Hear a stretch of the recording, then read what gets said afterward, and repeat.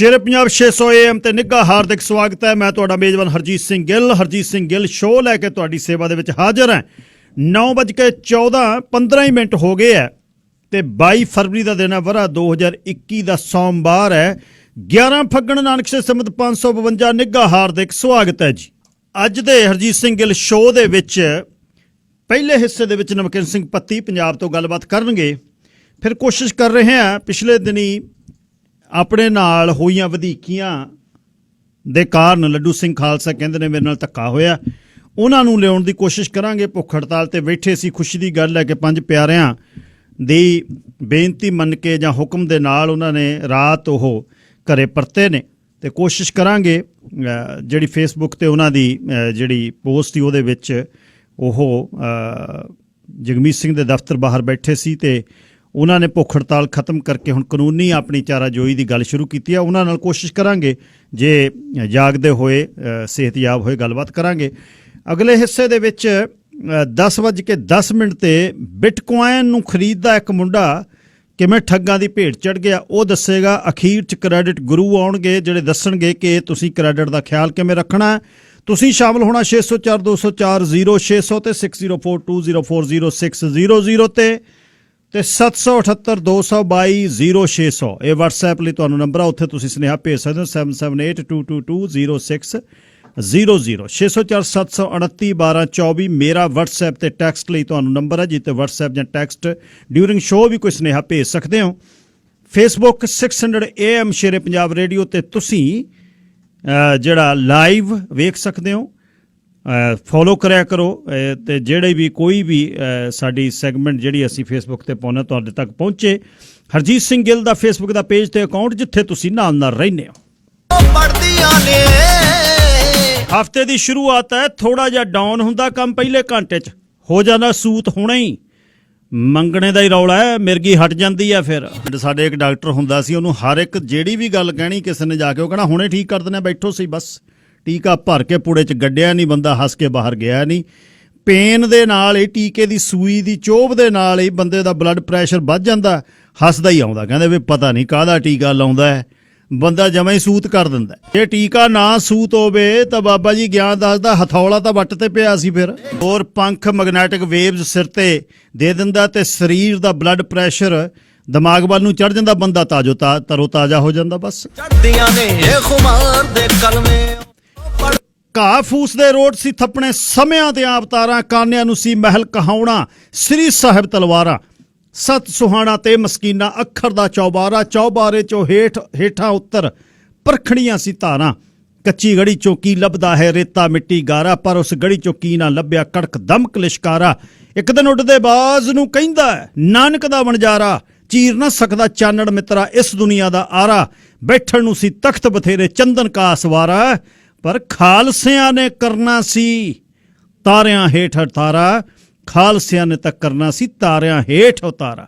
ਤਾਰਿਆਂ ਤੇ ਖਾਲਸਿਆਂ ਦਾ ਅਟੁੱਟ ਇੱਕ ਮਿਲਾਪ ਹੈ ਜਿਹੜਾ 12 ਵਜੇ ਵੀ ਰਾਤ ਨੂੰ ਕਹਿੰਦੇ ਛਈ ਛਈ ਛਈ ਮੋੜੀ ਬਾਬਾ ਡਾਂਗ ਵਾਲਿਆ ਰੰਨ ਵਸਰੇ ਨੂੰ ਗਈ। ਹਰਮਨਜੀਤ ਲਿਖਦਾ ਹੈ। ਸ਼ਾਹ ਨਮਕੀਨ ਸਿੰਘ ਪੱਤੀ ਜੀ ਧੰਨਵਾਦ, ਸਵਾਗਤ, ਸਤਿ ਸ੍ਰੀ ਅਕਾਲ। ਸ਼ੁਕਰੀਆ ਗਿੱਲ ਸਾਹਿਬ, ਸਭ ਤੋਂ ਪਹਿਲਾਂ ਤੁਹਾਨੂੰ ਤੇ ਸ਼ੇਰੇ ਪੰਜਾਬ ਰੇਡੀਓ ਦੇ ਸਾਰੇ ਸਰੋਤਿਆਂ ਨੂੰ ਪਿਆਰ ਭਰੀ ਸਤਿ ਸ੍ਰੀ ਅਕਾਲ ਜੀ। ਗਿੱਲ ਸਾਹਿਬ ਧੰਨਵਾਦ ਜੀ, ਸਤਿ ਸ੍ਰੀ ਅਕਾਲ। ਸ਼ੁਰੂਆਤ ਤੁਹਾਡੇ ਸ਼ਹਿਰ ਦੇ ਵਿੱਚੋਂ ਹੀ ਕਰ ਲਈਏ, ਕਿਵੇਂ ਰਹੀ ਜੀ ਬਰਨਾਲੇ ਵਾਲੀ ਰੈਲੀ? ਜੀ ਗਿੱਲ ਸਾਹਿਬ, ਬਰਨਾਲਾ ਰੈਲੀ ਦੇ ਵਿੱਚ ਲੱਖਾਂ ਦਾ ਇਕੱਠ ਜਿਹੜਾ ਸਾਕਾ ਮਾਰਦਾ ਨਜ਼ਰ ਆਇਆ। ਕਾਫੀ ਔਰਤਾਂ ਦੀ ਗਿਣਤੀ ਹੈ ਜਿਹੜੀ ਉਹ ਗਿਣਨਯੋਗ। ਹੁਣ ਤੱਕ ਜਿੰਨੀਆਂ ਵੀ ਮਹਾ ਪੰਚਾਇਤਾਂ ਮਹਾ ਰੈਲੀਆਂ ਹੋਈਆਂ, ਚਾਹੇ ਉਹ ਰਾਜਸਥਾਨ ਦੇ ਵਿੱਚ ਹੋਈਆਂ, ਚਾਹੇ ਉੱਤਰ ਪ੍ਰਦੇਸ਼ 'ਚ ਹੋਈਆਂ, ਚਾਹੇ ਉਹ ਹਰਿਆਣੇ ਦੇ ਵਿੱਚ ਹੋਈਆਂ, ਉਹਨਾਂ ਸਾਰੀਆਂ ਦੇ ਵਿੱਚ ਈਵਨ ਪੰਜਾਬ ਦੇ ਵਿੱਚ ਵੀ ਹੋਈਆਂ, ਜਿਹੜੀ ਇਸ ਰੈਲੀ ਦੀ ਸਭ ਤੋਂ ਵੱਡੀ ਵਿਲੱਖਣਤਾ ਸੀ ਉਹ ਇਹ ਸੀਗੀ ਕਿ ਇੱਥੇ ਔਰਤਾਂ ਦਾ ਇਕੱਠ ਵੱਧ ਸੀ ਔਰ ਠਾਠਾਂ ਮਾਰਦਾ ਔਰਤਾਂ ਦਾ ਇਕੱਠ ਤੇ ਖੇਤੀ ਕਾਨੂੰਨਾਂ ਦੇ ਖਿਲਾਫ ਜਿੰਨੀ ਵੱਡੀ ਤਾਦਾਦ ਦੇ ਵਿੱਚ ਨੌਜਵਾਨ ਮੁੰਡੇ ਕੁੜੀਆਂ ਪਹੁੰਚੇ, ਉਹ ਆਪਣੇ ਆਪ ਦੇ ਵਿੱਚ ਇੱਕ ਮਿਸਾਲ ਸੀ। ਉਹ ਕਾਫੀ ਵਧੀਆ ਅਨੁਸ਼ਾਸਨ ਦੇ ਪੱਖੋਂ ਵੀ, ਬਾਕੀ ਵੀ ਸਾਰੇ ਪੱਖੋਂ ਜਿਹੜੀ ਇਹ ਖੇਤੀ ਕਾਨੂੰਨਾਂ ਖਿਲਾਫ ਰੈਲੀ ਉਹ ਰਹੀ ਹੈ।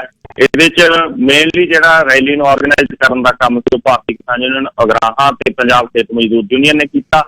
ਲੇਕਿਨ ਇਹਦੇ ਚ ਬੁਲਾਰਿਆਂ ਦੇ ਤੌਰ ਦੇ ਉੱਤੇ ਜਿੱਥੇ ਜੋਗਿੰਦਰ ਸਿੰਘ ਅਗਰਾਹਾਂ ਬੋਲੇ, ਖੇਤ ਮਜ਼ਦੂਰ ਯੂਨੀਅਨ ਦੇ ਜੋਰਾ ਸਿੰਘ ਨਸਾਰੀ ਤੇ ਲਖਮਣ ਸਿੰਘ ਸੇਵੇ ਵਾਲਾ ਬੋਲੇ, ਝੰਡਾ ਸਿੰਘ ਜੇਟੂ ਤੇ ਮੇਨ ਆਗੂ ਅਗਰਾਹਾਂ ਦਾ ਉਹ ਸੀ ਸੁਖਦੇਵ ਸਿੰਘ ਕੋਕਰੀ ਕਲਾਂ ਸੀ। ਉੱਥੇ ਹੀ 32 ਕਿਸਾਨ ਜਥੇਬੰਦੀਆਂ ਵਾਲੇ ਮੋਰਚੇ ਦੇ ਵਿੱਚੋਂ ਵੀ ਬਲਵੀਰ ਸਿੰਘ ਰਾਜੇਵਾਲ ਵਿਸ਼ੇਸ਼ ਤੌਰ ਦੇ ਉੱਤੇ ਪਹੁੰਚੇ, ਉਹਨਾਂ ਦੇ ਨਾਲ ਰੋਲਦੂ ਸਿੰਘ ਮਾਨਸਾ ਵੀ ਪਹੁੰਚੇ ਹੋਏ ਸੀਗੇ ਤੇ ਕੁਲਵੰਤ ਸਿੰਘ ਸੰਧੂ ਵੀ ਆਇਆ ਹੋਇਆ ਸੀ। ਪੂਰੇ ਆਗੂ ਵੀ ਜਿਹੜੇ ਉਹ ਆਏ ਹੋਏ ਸੀ। ਈਵਨ ਚਰਚਾ ਇਹ ਵੀ ਚੱਲਦੀ ਰਹੀ ਹੈ ਕਿਸਾਨ ਜਥੇਬੰਦੀਆਂ ਦੇ ਵਿੱਚ ਕਿ ਹੁਣ ਮਹਾ ਰੈਲੀਆਂ ਮਹਾ ਪੰਚਾਇਤਾਂ ਨੇ ਜਿਹੜੀਆਂ ਉਹ ਪੰਜਾਬ ਹਰਿਆਣਾ ਦੇ ਵਿੱਚ ਨਾ ਕੀਤੀਆਂ ਜਾਣ, ਕਿਉਂਕਿ ਉਹ 'ਚ ਉਹਨਾਂ ਨੂੰ ਲੱਗਦਾ ਸੀ ਕਿ ਪੰਜਾਬ ਦਾ ਬੱਚਾ ਤਾਂ ਆਲਰੇਡੀ ਕਿਸਾਨ ਸੰਘਰਸ਼ ਦੇ ਵਿੱਚ ਜਿਹੜਾ ਉਹ ਆਪਣੇ ਆਪ ਨੂੰ ਝੋਕੀ ਬੈਠਾ। ਜਥੇ ਦੇ ਵਿੱਚ એનર્ਜੀ ਆ ਜਿਹੜੀ ਉਹ ਦਿੱਲੀ ਦੇ ਮੋਰਚਿਆਂ ਦੇ ਉੱਤੇ ਹੀ ਲਾਉਣੀ ਬਣਦੀ ਆ। ਲੇਕਿਨ ਫਿਰ ਵੀ ਰੈਲੀ ਹੋਈ, ਬੜਾ ਵਧੀਆ ਜੋਸ਼, ਬੜਾ ਵਧੀਆ ਟਾਕਾ ਮਾਰਦਾ ਕੱਟ, ਸਾਰਾ ਕੁਛ ਵਧੀਆ ਗੱਲ ਸਾਹਿਬ ਰੈਲੀ ਦੇ ਵਿੱਚ ਨਜ਼ਰ ਆਇਆ ਜੀ। ਅਗਰਾਹਾਂ ਵਾਲਾ ਭਾਈ ਟਿੱਕਰੀ ਬਾਰਡਰ ਤੋਂ ਪਿੱਛੇ ਬੈਠਾ ਹੈ, ਉਹਦੀ ਕੀ ਖਬਰਸਾਰ ਹੈ? ਕਿਹੜੇ ਪਿੰਡ 'ਚ ਕਿੰਨੇ ਕੁ ਬੰਦੇ ਨੇ, ਕਿੰਨੀਆਂ ਕੁ ਟਰਾਲੀਆਂ ਉਹਨਾਂ ਦੀਆਂ? ਜੀ ਗੱਲ ਸਾਹਿਬ, ਜਿਹੜਾ ਟਿੱਕਰੀ ਵਾਲਾ ਬਾਰਡਰ ਹੈ ਉਹ ਤੋਂ ਪਿੱਛੇ ਬਹਾਦਰਗੜ੍ਹ ਪੈਂਦਾ ਹੈ, ਮਤਲਬ ਟਿੱਕਰੀ ਬਾਰਡਰ ਤੋਂ 10 ਕਿਲੋਮੀਟਰ 12 ਪਿੱਛੇ ਹੈ। ਉੱਥੇ ਭਾਰਤੀ ਕਿਸਾਨ ਯੂਨੀਅਨ ਅਗਰਾਹਾਂ ਦਾ ਕਾਫਲਾ ਗਾ ਜਿਹੜਾ ਉਹ ਰੁਕਿਆ ਹੋਇਆ। ਵੈਸੇ ਉਹਨੂੰ ਟਿੱਕਰੀ ਵਾਲਾ ਮੋਰਚਾ ਹੀ ਜਾਂ ਟਿੱਕਰੀ ਬਾਰਡਰ ਹੀ ਉਹਨੂੰ ਕਿਹਾ ਜਾਂਦਾ, ਹਾਲਾਂਕਿ ਪਿੱਛੇ ਹੈ। ਔਰ ਉੱਥੇ ਮਤਲਬ ਜਿਹੜਾ ਇਕੱਠ ਹੈਗਾ ਉਹ ਇਕੱਠ ਵੀ ਪਿਛਲੇ ਦਿਨਾਂ ਦੇ ਵਿੱਚ ਥੋੜਾ ਜਿਹਾ ਸਾਰੇ ਮੋਰਚਿਆਂ ਦੇ ਉੱਤੇ ਇਕੱਠ ਆ ਜਿਹੜਾ ਉਹ ਘਟਿਆ ਗਾ, ਲੇਕਿਨ ਫਿਰ ਵੀ ਉੱਥੇ ਇਕੱਠ ਹੈਗਾ ਜਿਹੜਾ ਤਿੰਨਾਂ ਮੋਰਚਿਆਂ ਦੇ ਵਿੱਚ ਹੀ, ਚਾਹੇ ਉਹ ਸਿੰਘੂ ਵਾਲਾ ਮੋਰਚਾ, ਚਾਹੇ ਉਹ ਟਿੱਕਰੀ ਵਾਲਾ, ਚਾਹੇ ਬਹਾਦਰਗੜ੍ਹ ਵਾਲਾ ਮੋਰਚਾ, ਤਿੰਨਾਂ ਮੋਰਚਿਆਂ ਦੇ ਉੱਤੇ ਹੀ ਇਕੱਠ ਹੈਗਾ ਜਿਹੜਾ ਉਹ 1 ਲੱਖ ਦੇ ਕਰੀਬ ਜਿਹੜਾ ਉਹ ਨਜ਼ਰ ਆ ਰਿਹਾ ਗਾ। ਪਿਛਲੇ ਦਿਨਾਂ 'ਚ ਥੋੜਾ ਜਿਹਾ ਇਕੱਠ ਆ ਜਿਹੜਾ ਉਹ ਘਟਿਆ ਗਾ, ਲੇਕਿਨ ਫਿਰ ਵੀ ਵਧੀਆ ਇਕੱਠ ਆ ਜਿਹੜਾ ਉਹ ਨਜ਼ਰ ਆ ਰਿਹਾ। ਔਰ ਟਰੈਕਟਰ ਟਰਾਲੀਆਂ ਕੁਛ ਜਾ ਰਹੀਆਂ ਨੇ ਗਿੱਲ ਸਾਹਿਬ, ਕੁਛ ਸੀਜ਼ਨ ਲਾਉਣਾ ਇਹਨਾਂ ਦਿਨਾਂ ਦੇ ਵਿੱਚ ਕਣਕ ਦਾ, ਔਰ ਆਉਣ ਵਾਲੇ ਦਿਨਾਂ ਦੇ ਵਿੱਚ ਤੂੜੀ ਵਾਲੀਆਂ ਟਰਾਲੀਆਂ ਜਿਹੜੀਆਂ ਮੇਨਲੀ ਉੱਥੇ ਗਈਆਂ ਸੀਗੀਆਂ, ਔਰ ਉਹ 'ਚ ਕੁਛ ਟਰਾਲੀਆਂ ਨੇ ਜਿਹੜੀਆਂ ਸੀਜ਼ਨ ਦੇ ਲਈ ਚਾਹੀਦੀਆਂ, ਕੁਛ ਅਰੇਂਜ ਹੋ ਰਹੀਆਂ ਪਿੰਡਾਂ ਦੇ ਵਿੱਚ, ਉਹਦੇ ਕਰਕੇ ਥੋੜਾ ਅਸਰ ਆਉਣ ਵਾਲੇ ਦਿਨਾਂ ਦੇ ਵਿੱਚ ਪੈ ਸਕਦਾ ਜੀ। ਅੱਛਾ, ਇਹ ਦੱਸਿਓ ਕਿ ਟਿੱਕਰੀ ਬਾਰਡਰ ਤੇ ਕੋਈ ਸਰਕਾਰ ਨੇ ਨੋਟਿਸ ਲਾਏ ਨੇ ਕਿ ਜਗ੍ਹਾ ਖਾਲੀ ਕਰੋ ਜੀ? ਜੀ ਗੱਲ ਸਾਹਿਬ, ਟਿੱਕਰੀ ਬਾਰਡਰ ਦੇ ਉੱਤੇ ਦੇਖੋ ਸਰਕਾਰ ਨਾ ਨਵਾਂ ਹੱਥਕੰਡਾ ਲੈ ਕੇ ਆਈ ਆ। ਟਿੱਕਰੀ ਬਾਰਡਰ ਇੱਕ ਨੋਟਿਸ ਨੇ ਜਿਹੜੇ ਉਹ ਲਾਏ ਗਏ ਨੇ, ਕਾਨੂੰਨੀ ਚੇਤਾਵਨੀ ਦੇਣ ਦੀ ਗੱਲ ਆ ਜਿਹੜੀ ਉਹ ਕੀਤੀ ਗਈ ਆ। ਔਰ ਉਹਦੇ 'ਚ ਨੋਟਿਸ ਨੇ ਜਿਹੜੇ ਅੰਗਰੇਜ਼ੀ ਭਾਸ਼ਾ, ਪੰਜਾਬੀ ਭਾਸ਼ਾ, ਹਿੰਦੀ ਭਾਸ਼ਾ ਦੇ ਵਿੱਚ ਲਾਏ ਗਏ ਨੇ। ਕਾਨੂੰਨੀ ਚੇਤਾਵਨੀ ਲਿਖ ਕੇ ਪੰਜਾਬੀ ਭਾਸ਼ਾ ਦੇ ਵਿੱਚ ਲਿਖਿਆ ਹੋਇਆ, ਤੁਹਾਡਾ ਮਜ਼ਮਾ ਖਿਲਾਫ ਇਹ ਕਾਨੂੰਨ ਕਰਾਰ ਕੀਤਾ ਜਾਂਦਾ ਹੈ, ਤੁਹਾਨੂੰ ਆਗਾਹ ਕੀਤਾ ਜਾਂਦਾ ਹੈ ਕਿ ਤੁਸੀਂ ਆਪਣੇ ਮਜ਼ਮੇ ਨੂੰ ਤਿੱਤਰ ਬਿੱਤਰ ਕਰ ਲਵੋ, ਵਰਨਾ ਤੁਹਾਡੇ ਖਿਲਾਫ ਕਾਨੂੰਨੀ ਕਾਰਵਾਈ ਕੀਤੀ ਜਾਵੇਗੀ। ਉਹ ਜਿਹੜੀ ਸ਼ਬਦਾਵਲੀ ਆ, ਪਤਾ ਨਹੀਂ ਤਾਂ ਜਿਹੜਾ ਇਹਨਾਂ ਦਾ ਟਰਾਂਸਲੇਸ਼ਨ ਵਾਲਾ ਬੰਦਾ ਉਹ ਗੱਲ ਸਾਹਿਬ ਉਹਨੂੰ ਟਰਾਂਸਲੇਸ਼ਨ ਨਹੀਂ ਕਰਨੀ ਆਈ, ਕਿਉਂਕਿ ਉਹਦੇ ਹਿੰਦੀ ਦੇ ਵਿੱਚ ਵੀ ਮਜ਼ਮਾ ਸ਼ਬਦ ਆ ਜਿਹੜਾ ਉਹ ਲਿਖਿਆ ਹੋਇਆ ਗਾ। ਮਤਲਬ ਉੱਥੇ ਅੰਨਦਾਤਾ ਬੈਠਾ, ਉਹ ਕੋਈ ਡਾਕੂ ਚੋਰ ਨਹੀਂ ਬੈਠੇ ਵੀ ਇਸ ਤਰ੍ਹਾਂ ਦੀ ਸ਼ਬਦਾਵਲੀ ਆ ਜਿਹੜੀ ਉਹ ਵਰਤਣ ਵੀ ਤੁਸੀਂ ਨਹੀਂ ਤਿੱਤਰ ਬਿੱਤਰ ਕਰ ਲਓ, ਵਰਨਾ ਤੁਹਾਡੇ ਖਿਲਾਫ ਕਾਨੂੰਨੀ ਕਾਰਵਾਈ ਕੀਤੀ ਜਾਵੇਗੀ। ਤਿੱਤਰ ਬਿੱਤਰ ਕੀ ਹੁੰਦਾ ਗੱਲ ਸਾਹਿਬ? ਇਹ ਮਤਲਬ ਨਰਿੰਦਰ ਮੋਦੀ ਉਹਦਾ ਖੇਤੀਬਾੜੀ ਮੰਤਰੀ ਸਪਸ਼ਟ ਕਰੇ ਤਿੱਤਰ ਬਿੱਤਰ ਕੀ ਹੁੰਦਾ। ਔਰ ਜਿਸ ਤਰੀਕੇ ਦੇ ਨੋਟਿਸ ਲਾਏ ਜਾ ਰਹੇ ਨੇ, ਨੋਟਿਸ ਮਤਲਬ ਆਪਣੇ ਆਪ ਦੇ ਵਿੱਚ ਕਈ ਸਵਾਲ ਖੜੇ ਕਰਦੇ ਨੇ। ਇੱਧਰ ਇਹ ਨੋਟਿਸ ਲੱਗਦੇ ਨੇ, ਉਧਰ ਮਹਾਰਾਸ਼ਟਰ 'ਚ ਰੌਲਾ ਪਿਆ ਹੋਇਆ ਵੀ ਕਰੋਨਾ ਆ ਗਿਆ, ਇੱਧਰ ਪੰਜਾਬ 'ਚ ਵੀ ਅੱਜ ਰੌਲਾ ਪੈ ਗਿਆ ਗੱਲ ਵੀ ਕਰੋਨਾ ਦੁਬਾਰੇ ਆ ਗਿਆ ਜੀ, ਜੂ ਟਰਨ ਲੈ ਗਿਆ ਜੀ, ਜਿਹੜਾ ਪੂਰਾ ਗੋਦੀ ਮੀਡੀਆ ਚੱਲ ਦੇ ਉੱਤੇ ਲੱਗਿਆ ਪਿਆ ਵੀ ਕਰੋਨਾ ਤੋਂ ਬਚੋ ਜੀ, ਕਰੋਨਾ ਤੋਂ ਬਚਣਾ ਚਾਹੀਦਾ, ਕੋਈ ਦੋ ਰਾਵਾਂ ਨਹੀਂ ਹੈਗੀਆਂ। ਪਰ ਜਿਸ ਤਰੀਕੇ ਦੇ ਨਾਲ ਇਹ ਮਤਲਬ ਪ੍ਰਚਾਰ ਕੀਤਾ ਜਾ ਰਿਹਾ, ਕਿਉਂਕਿ ਇਸ ਤੋਂ ਪਹਿਲਾਂ ਨਾਗਰਿਕਤਾ ਸੋਧ ਕਾਨੂੰਨ ਦੇ ਖਿਲਾਫ ਜਿਹੜਾ ਸੰਘਰਸ਼ ਚੱਲਿਆ ਸੀ, ਦੇ ਖਿਲਾਫ ਐਜੂਕੇਸ਼ਨ, ਉਹਨੂੰ ਕਰੋਨਾ ਦੀ ਬਨਾਹ ਦੇ ਉੱਪਰ ਹੀ ਜਿਹੜਾ ਇਹਨਾਂ ਨੇ ਉਹ ਉਠਾਇਆ। ਹੁਣ ਇਸੇ ਬਨਾਹ ਦੇ ਉੱਤੇ ਲੱਗਦਾ ਗਾ ਕਿ ਦੁਬਾਰੇ ਕਰੋਨਾ ਦਾ ਹਊਆ ਖੜਾ ਕੀਤਾ ਜਾ ਰਿਹਾ ਗਾ। ਔਰ ਜਿਸ ਤਰੀਕੇ ਦੇ ਨੋਟਿਸ ਲਾਏ ਜਾ ਰਹੇ ਨੇ, ਉਹ ਨੋਟਿਸ ਆਪਣੇ ਆਪ ਦੇ ਵਿੱਚ ਬਹੁਤ ਸਾਰੇ ਸਵਾਲ ਖੜੇ ਕਰਦੇ ਨੇ ਵੀ ਕਾਨੂੰਨੀ ਕਾਰਵਾਈ ਦੀ ਧਮਕੀ ਮਤਲਬ ਕਿਹਨਾਂ ਨੂੰ ਤੁਸੀਂ ਦੇ ਰਹੇ ਹੋ? ਪੰਜਾਬ ਦੇ ਕਿਸਾਨ, ਹਰਿਆਣੇ ਦੇ ਕਿਸਾਨ, ਰਾਜਸਥਾਨ ਦੇ ਕਿਸਾਨ, ਉੱਤਰ ਪ੍ਰਦੇਸ਼ ਦੇ ਕਿਸਾਨ, ਜਾਂ ਮੱਧ ਪ੍ਰਦੇਸ਼, ਛੱਤੀਸਗੜ੍ਹ ਤੋਂ, ਈਵਨ ਪੱਛਮੀ ਬੰਗਾਲ ਤੋਂ ਜਿਹੜੇ ਕਿਸਾਨ ਤੁਰੇ ਹੋਏ ਨੇ, ਉਹ ਇਸ ਗੱਲ ਨੂੰ ਲੈ ਕੇ ਤੁਰੇ ਹੋਏ ਨੇ ਵੀ ਜਿਹੜੀ ਮਰਜ਼ੀ ਕਾਰਵਾਈ ਕਰਨੀ ਹੈ ਕਰੋ, ਖੇਤੀ ਕਾਨੂੰਨ ਵਾਪਸ ਆ ਕੇ ਘਰਾਂ ਨੂੰ ਜਾਵਾਂਗੇ। ਉਹ ਇਸ ਤਰ੍ਹਾਂ ਦੇ ਨੋਟਿਸ ਲਾਉਣੇ ਉਹ ਸਰਕਾਰ ਦੀ ਨੀਅਤ ਤੇ ਸਵਾਲ ਖੜੇ ਕਰਦੇ। ਕੀ ਗੱਲ ਸਾਹਿਬ? ਅੱਛਾ, ਬਾਬੇ ਦੀ ਵੀ ਸੁਣਾ ਦਿਓ, ਨਾਲ ਹੀ ਰਾਮਦੇਵ ਦੀ। ਹਜ਼ਾਰਾਂ ਹੀ ਕਿੱਲੇ ਸਰਕਾਰ ਨੇ ਦੇਤੀ ਹਰਿਦੁਆਰ ਦੇ ਆਲੇ ਦੁਆਲੇ, 5-5 ਹਜ਼ਾਰ ਇੱਕ ਰੂਮ ਦਾ ਰੈਂਟ ਹੈ ਵੀ ਆਓ ਜੀ ਸ਼ਿਵਰ ਲਾਉਣ ਸਾਡੇ ਕੋਲ ਤੇ ਰਹੋ ਤੇ ਤੁਹਾਨੂੰ ਖਾਣਾ ਵਧੀਆ ਖਿਲਾਵਾਂਗੇ। ਉਹ ਕਹਿੰਦਾ ਨਾ, ਮੇਰੇ ਕੋਲ ਕੁਛ ਨਹੀਂ ਹੈ ਇਹ ਸਾਰਾ ਕੁਛ ਇੱਕ ਸਾਡੇ ਜਿਹੜਾ ਬੋਰਡ ਬਣਿਆ ਹੈ, ਬੋਰਡ ਦੇ ਮਾਲਕ ਅਸੀਂ। ਇਹ ਜਿਹੜੀ ਸਦੀਆਂ ਤੋਂ ਚੱਲਦਾ ਯੋਗਾ ਤੇ ਉਹਨੂੰ ਕਰਕੇ ਰਜਿਸਟਰਡ ਜੇ ਤੇ ਜਗਾੜ ਆਪਣਾ ਬੰਨ੍ਹ ਕੇ ਇਹ ਬਾਬੇ ਨੇ ਬਹੁਤ ਕੁਛ ਡੰਬਰ ਰਚੇ। ਕਦੇ ਬੀਬੀਆਂ ਵਾਲੇ ਕੱਪੜੇ ਪਾ ਕੇ ਭੱਜ ਲਿਆ, ਮੈਂ ਸੋਨਾ ਮੰਗਵਾ ਦੂੰ, ਮੈਂ ਆਹ ਮੰਗਵਾ ਦੂੰ, ਅੱਜ ਮੰਗਵਾਉਂਦਾ ਸੋਨਾ ਤੇ ਅੱਜ ਮੰਗਵਾਉਂਦਾ ਪੈਸੇ। ਇਹਨੇ ਕਿਹੜੀ ਦਵਾਈ ਕੱਢਤੀ ਤੇ ਉਹ ਦਵਾਈ ਦਾ ਕੀ ਰੌਲਾ ਪੈ ਗਿਆ? ਜੀ ਗਿੱਲ ਸਾਹਿਬ, ਕਾਫੀ ਚਰਚਿਤ ਮਸਲਾ ਬਣਿਆ ਹੋਇਆ ਹੈ। ਬਾਬਾ ਰਾਮਦੇਵ ਨੇ ਕੋਰੋਨਲ ਵੈਕਸੀਨ ਜਿਹੜੀ ਆ ਉਹ ਆਪਣੇ ਆਪ ਦੇ ਵਿੱਚ ਕਿਹਾ ਮੈਂ ਤਿਆਰ ਕਰਤੀ, ਔਰ ਇਹਦਾ ਇੱਕ ਵੱਡਾ ਪ੍ਰੋਗਰਾਮ ਹੈ। ਪ੍ਰੋਗਰਾਮ ਦੇ ਵਿੱਚ ਇਹਨੇ ਦਾਅਵਾ ਕੀਤਾ ਕਿ ਇਹ ਜਿਹੜੀ ਵੈਕਸੀਨ ਆ ਉਹ WHO ਵਰਲਡ ਹੈਲਥ ਆਰਗੇਨਾਈਜੇਸ਼ਨ, ਵਿਸ਼ਵ ਸਿਹਤ ਸੰਗਠਨ ਜਿਹੜਾ ਉਹ ਤੋਂ ਸਰਟੀਫਾਈਡ ਆ। ਉਹਦੇ ਚ ਇਹਨੇ 2 ਮੰਤਰੀ ਸੱਦ ਲਏ ਗਿੱਲ ਸਾਹਿਬ, ਔਰ ਉੱਥੇ ਪਹੁੰਚੇ ਸਾਡੇ ਜਿਹੜੇ ਕੇਂਦਰ ਦੇ ਸਿਹਤ ਮੰਤਰੀ ਨੇ ਡਾਕਟਰ ਹਰਸ਼ਵਰਧਨ, ਡਾਕਟਰ ਆਏ ਨੇ, ਸਿਹਤ ਮੰਤਰੀ ਨੇ, ਉਹ ਇਹਦੇ ਸਮਾਗਮ ਤੇ ਜਾ ਪਹੁੰਚੇ। ਭਾਰਤੀ ਜਨਤਾ ਪਾਰਟੀ ਦਾ ਵੱਡਾ ਇਸ ਵਕਤ ਮੰਤਰੀ ਹੈ ਕੈਬਨਿਟ ਦੇ ਵਿੱਚ ਅਹਿਮ, ਨਿਤਨ ਗਡਕਰੀ, ਉਹ ਵੀ ਉੱਥੇ ਜਾ ਵੜਿਆ। ਦੋਨੇ ਮੰਤਰੀਆਂ ਦੀ ਹਾਜ਼ਰੀ ਦੇ ਵਿੱਚ ਇਹਨੇ, ਜਿਵੇਂ ਆਪਾਂ ਭੁੰਡ ਟਕਾਈ ਕਰਦੇ ਹਾਂ ਕਿ ਕਿਸੇ ਚੀਜ਼ ਦੀ, ਉਸੇ ਤਰੀਕੇ ਦੇ ਨਾਲ ਜਿਹੜੀ ਇਹ ਕੋਰੋਨਲ ਵੈਕਸੀਨ ਹੈ ਉਹਨੂੰ ਲਿਆ ਕੇ ਲੋਕਾਂ ਦੇ ਸਾਹਮਣੇ ਪੇਸ਼ ਕੀਤਾ ਵੀ ਆਹ ਦੁਨੀਆ ਦੀ ਸਭ ਤੋਂ ਵੱਡੀ, ਇਹ ਸਭ ਤੋਂ ਸਾਜ਼ਗਾਰ ਵੈਕਸੀਨ ਹੈ। ਔਰ ਜਿਹੜਾ ਉਹਦੇ ਪਿੱਛੇ ਬੋਰਡ ਲੱਗਿਆ ਹੋਇਆ ਸੀਗਾ ਸਮਾਗਮ ਦਾ, ਉਹਦੇ ਵਿੱਚ ਲਿਖੀ ਬੈਠਾ ਸੀ ਵੀ ਇਹ ਜਿਹੜੀ ਵੈਕਸੀਨ ਹੈ, ਇਹ vaccine medicine certificate of pharmaceutical product Bharat ਤੇ WHO ਤੋਂ ਸਰਟੀਫਾਈਡ। ਉਸ ਤੋਂ ਬਾਅਦ ਇਹਦੇ ਤੇ ਵਿਵਾਦ ਖੜਾ ਹੋ ਗਿਆ ਗਿੱਲ ਸਾਹਿਬ। ਜਿਹੜੀ ਭਾਰਤ ਦੀ ਸਭ ਤੋਂ ਵੱਡੀ ਮੈਡੀਕਲ ਬਾਡੀ ਆ IMA, ਇੰਡੀਅਨ ਮੈਡੀਕਲ ਐਸੋਸੀਏਸ਼ਨ, ਉਹਨਾਂ ਨੇ ਸਵਾਲ ਖੜਾ ਕਰਤਾ ਕਿ ਸਿਹਤ ਮੰਤਰੀ ਦੇ ਸਵਾਲ ਖੜਾ ਕਰਤਾ ਵੀ ਤੁਸੀਂ ਡਾਕਟਰ ਹੋ, ਤੁਸੀਂ ਜਾ ਕੇ ਉੱਥੇ ਜੇ ਰਾਮਦੇਵ ਵਾਲੀ ਦਵਾਈ ਤੁਹਾਨੂੰ ਐਡੀ ਵੈਕਸੀਨ ਚੰਗੀ ਲੱਗਦੀ ਆ, ਭਾਰਤ ਸਰਕਾਰ ਤਾਂ 35,000 ਕਰੋੜ ਰੁਪਇਆ ਵੈਕਸੀਨ ਦੇ ਉੱਤੇ ਲਾ ਰਹੀ ਆ, ਔਰ ਐਡੀ ਵੱਡੀ ਤੁਸੀਂ ਜਿਹੜੀ ਮੁਹਿੰਮ ਚਲਾ ਰਹੇ ਹੋ, ਫਿਰ ਬਾਬੇ ਵਾਲੀ ਦਵਾਈ ਕਿਉਂ ਨਹੀਂ ਦਿੰਦੇ? ਔਰ ਉਹਨਾਂ ਨੇ ਸਵਾਲ ਖੜਾ ਕਰਤਾ ਵੀ ਸਰਕਾਰ ਆ ਜਿਹੜੀ, ਜਾਂ ਸਰਕਾਰ ਦੇ ਮੰਤਰੀ ਨੇ, ਉਹ ਇੱਕ ਬਿਜ਼ਨਸਮੈਨ ਦਾ ਬਿਜ਼ਨਸ ਪ੍ਰਮੋਟ ਕਰ ਰਹੇ ਨੇ ਦਵਾਈ ਦੇ ਨਾਮ ਦੇ ਉੱਤੇ। ਕੀ ਤੁਸੀਂ ਵਾਕਈਆਂ ਦੇ ਬਿਜ਼ਨਸ ਵੀ ਇਸ ਤਰੀਕੇ ਦੇ ਨਾਲ ਪ੍ਰਮੋਟ ਕਰੋਗੇ? ਜਿਹੜਾ IMA ਨੇ ਸਵਾਲ ਖੜੇ ਕੀਤੇ, ਉਹ 'ਚ ਉਹਨਾਂ ਨੇ WHO ਤੋਂ ਸਵਾਲ ਪੁੱਛ ਲਿਆ ਵੀ ਇਹਨੇ ਲਿਖਿਆ ਬਾਬੇ ਨੇ ਵੀ ਇਹ ਸਰਟੀਫਾਈਡ ਹੈ, ਕੀ ਤੁਸੀਂ ਸਰਟੀਫਾਈਡ ਕੀਤੀ ਹੈ? ਉਹਨਾਂ ਨੇ ਕਿਹਾ ਕਿ ਇੱਕ ਸਨਅਤਕਾਰ ਦੇ ਵੱਲੋਂ ਜਿਹੜਾ ਹੈਲਥ ਮਿਨਿਸਟਰ ਦੀ ਹਾਜ਼ਰੀ ਦੇ ਵਿੱਚ ਝੂਠ ਬੋਲਿਆ ਗਿਆ, ਉਹਦਾ ਜਵਾਬ ਦੇਵੇ।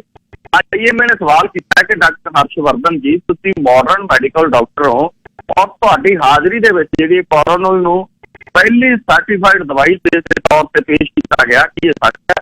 ਔਰ ਉਸ ਤੋਂ ਬਾਅਦ ਗਿੱਲ ਸਾਹਿਬ ਕੀ ਹੋਇਆ, WHO ਨੇ ਟਵੀਟ ਕਰਕੇ, ਵਰਲਡ ਹੈਲਥ ਆਰਗੇਨਾਈਜੇਸ਼ਨ ਨੇ ਟਵੀਟ ਕਰਕੇ ਕਿਹਾ, ਉਹ ਕਹਿੰਦੇ ਅਸੀਂ ਕਿਸੇ ਦਵਾਈ ਨੂੰ ਸਰਟੀਫਾਈਡ ਨਹੀਂ ਕੀਤਾ, ਨਾ ਅਸੀਂ ਕੋਈ ਰਿਵਿਊ ਕੀਤਾ, ਨਾ ਅਸੀਂ ਸਰਟੀਫਿਕੇਟ ਦਿੱਤਾ।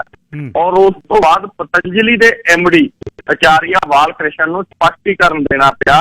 ਉਹ ਕਹਿੰਦਾ ਜੀ ਭਾਰਤ ਸਰਕਾਰ ਦੇ BCGI ਜਿਹੜਾ ਡਿਪਾਰਟਮੈਂਟ ਆ, ਉਹਨੇ ਸਾਨੂੰ ਸਰਟੀਫਿਕੇਟ ਦਿੱਤਾ ਗਾ।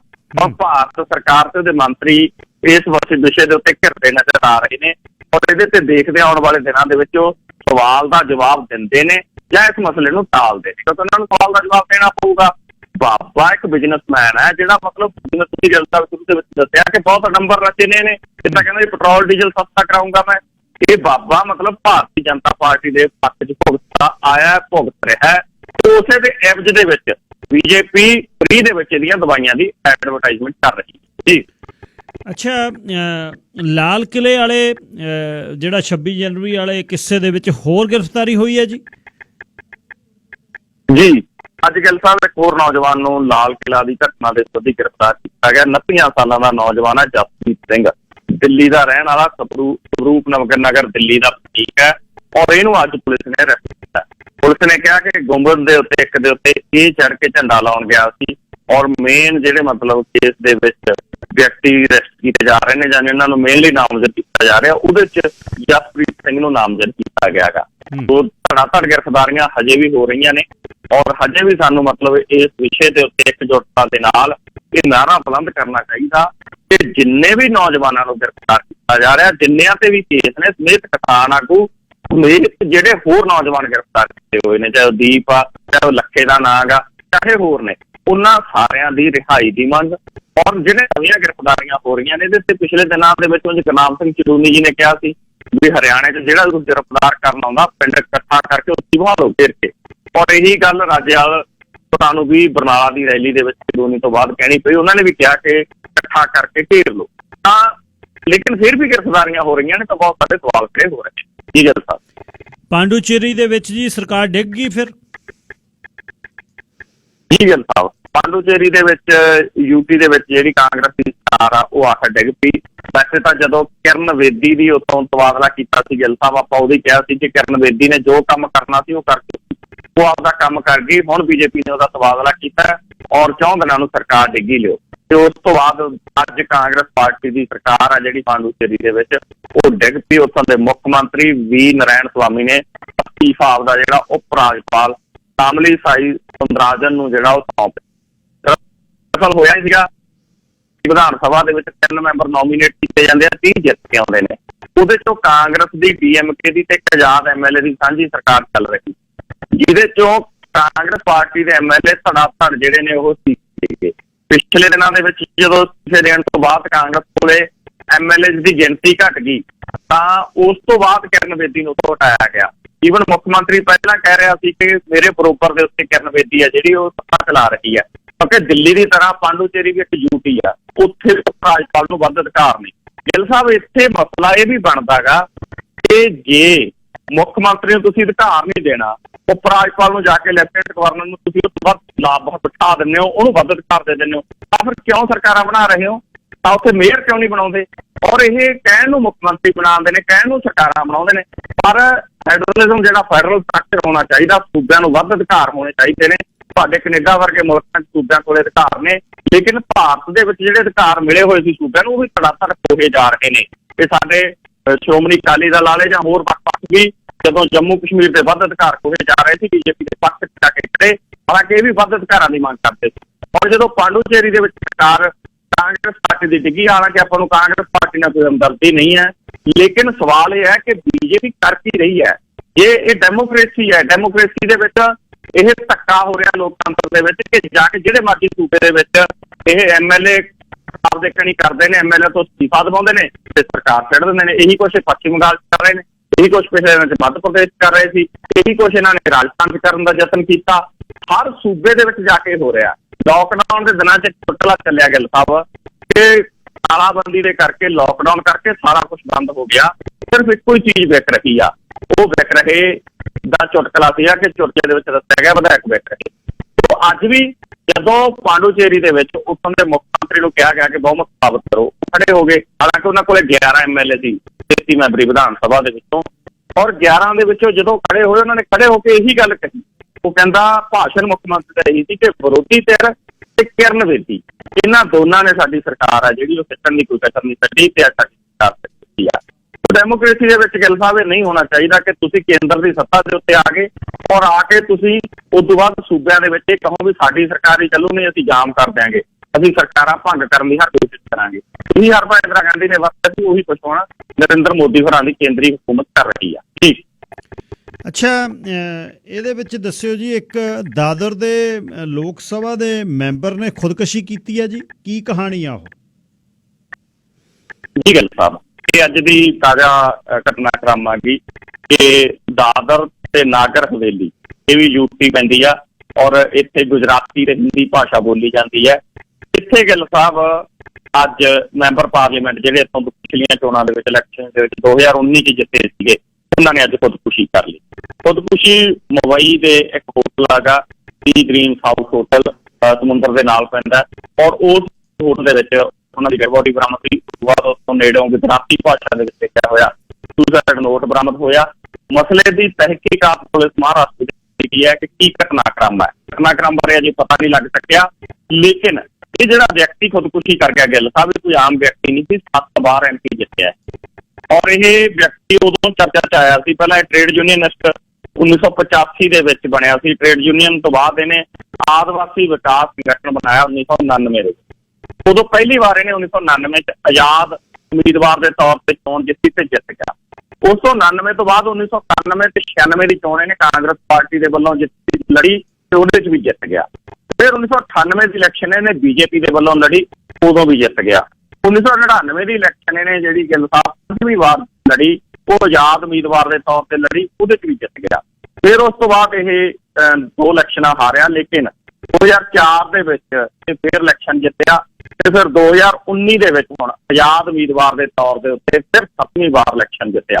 ਸੋ ਇੱਕ ਬੰਦਾ 7 ਇਲੈਕਸ਼ਨਾਂ ਦੇ ਵਿੱਚ ਜਿੱਤਿਆ ਹੋਵੇ ਔਰ ਉਹ ਕਾਂਗਰਸ ਪਾਰਟੀ 'ਚ ਵੀ ਰਿਹਾ ਹੋਵੇ, ਬੀਜੇਪੀ 'ਚ ਵੀ ਰਿਹਾ ਹੋਵੇ, ਆਜ਼ਾਦ ਉਮੀਦਵਾਰ ਦੇ ਤੌਰ ਤੇ ਵੀ ਜਿੱਤਿਆ ਹੋਵੇ, ਭਾਰਤੀ ਨਵ ਸ਼ਕਤੀ ਪਾਰਟੀ ਇੱਕ ਪਾਰਟੀ ਬਣੀ ਉੱਥੇ ਉਹਦੇ ਵਿੱਚ ਵੀ ਸਰਗਰਮ ਰਿਹਾ ਹੋਵੇ, ਟ੍ਰੇਡ ਯੂਨੀਅਨਿਸਟ ਰਿਹਾ ਹੋਵੇ, ਉਹਦੀ ਇਸ ਤਰੀਕੇ ਦੇ ਨਾਲ ਖੁਦਕੁਸ਼ੀ ਬਹੁਤ ਸਾਰੇ ਸਵਾਲ ਖੜੇ ਕਰਦੀ ਹੈ ਕਿ ਆਖਰ ਕੀ ਘਟਨਾਕ੍ਰਮ ਹੋਇਆ ਜਾਂ ਕੀ ਇਹ ਖੁਦਕੁਸ਼ੀ ਹੋਈ ਹੈ, ਕੋਈ ਹੋਰ ਘਟਨਾਕ੍ਰਮ ਤਾਂ ਨਹੀਂ। ਇਹਦੀ ਜਾਂਚ ਕੀਤੀ ਜਾ ਰਹੀ ਹੈ। ਪੋਸਟਮਾਰਟਮ ਹੁਣ ਹੋਣਾ ਗਾ ਜਾਂ ਕੱਲ੍ਹ ਨੂੰ ਹੋਊਗਾ, ਉਹਦੇ ਵਿੱਚੋਂ ਕਾਫੀ ਕੁਛ ਆ ਜਿਹੜਾ ਉਹ ਸਾਹਮਣੇ ਆਊ। ਈਗਲ ਸਾਹਿਬ ਧੰਨਵਾਦ ਬਹੁਤ ਬਹੁਤ ਜੀ। ਕੱਲ ਨੂੰ ਫੇਰ 9:15 ਵਜੇ ਗੱਲਬਾਤ ਕਰਾਂਗੇ। ਸ਼ੁਭ ਸ਼ਾਮ। ਸ਼ੁਕਰੀਆ ਗਿੱਲ ਸਾਹਿਬ, ਤੁਹਾਡਾ ਤੇ ਸਾਰੇ ਸਰੋਤਿਆਂ ਦਾ ਵੀ ਬਹੁਤ ਬਹੁਤ ਧੰਨਵਾਦ। ਨਵਕਿਰਨ ਸਿੰਘ ਪੱਤੀ ਪੰਜਾਬ ਤੋਂ ਗੱਲਬਾਤ ਕਰ ਰਹੇ ਸੀ।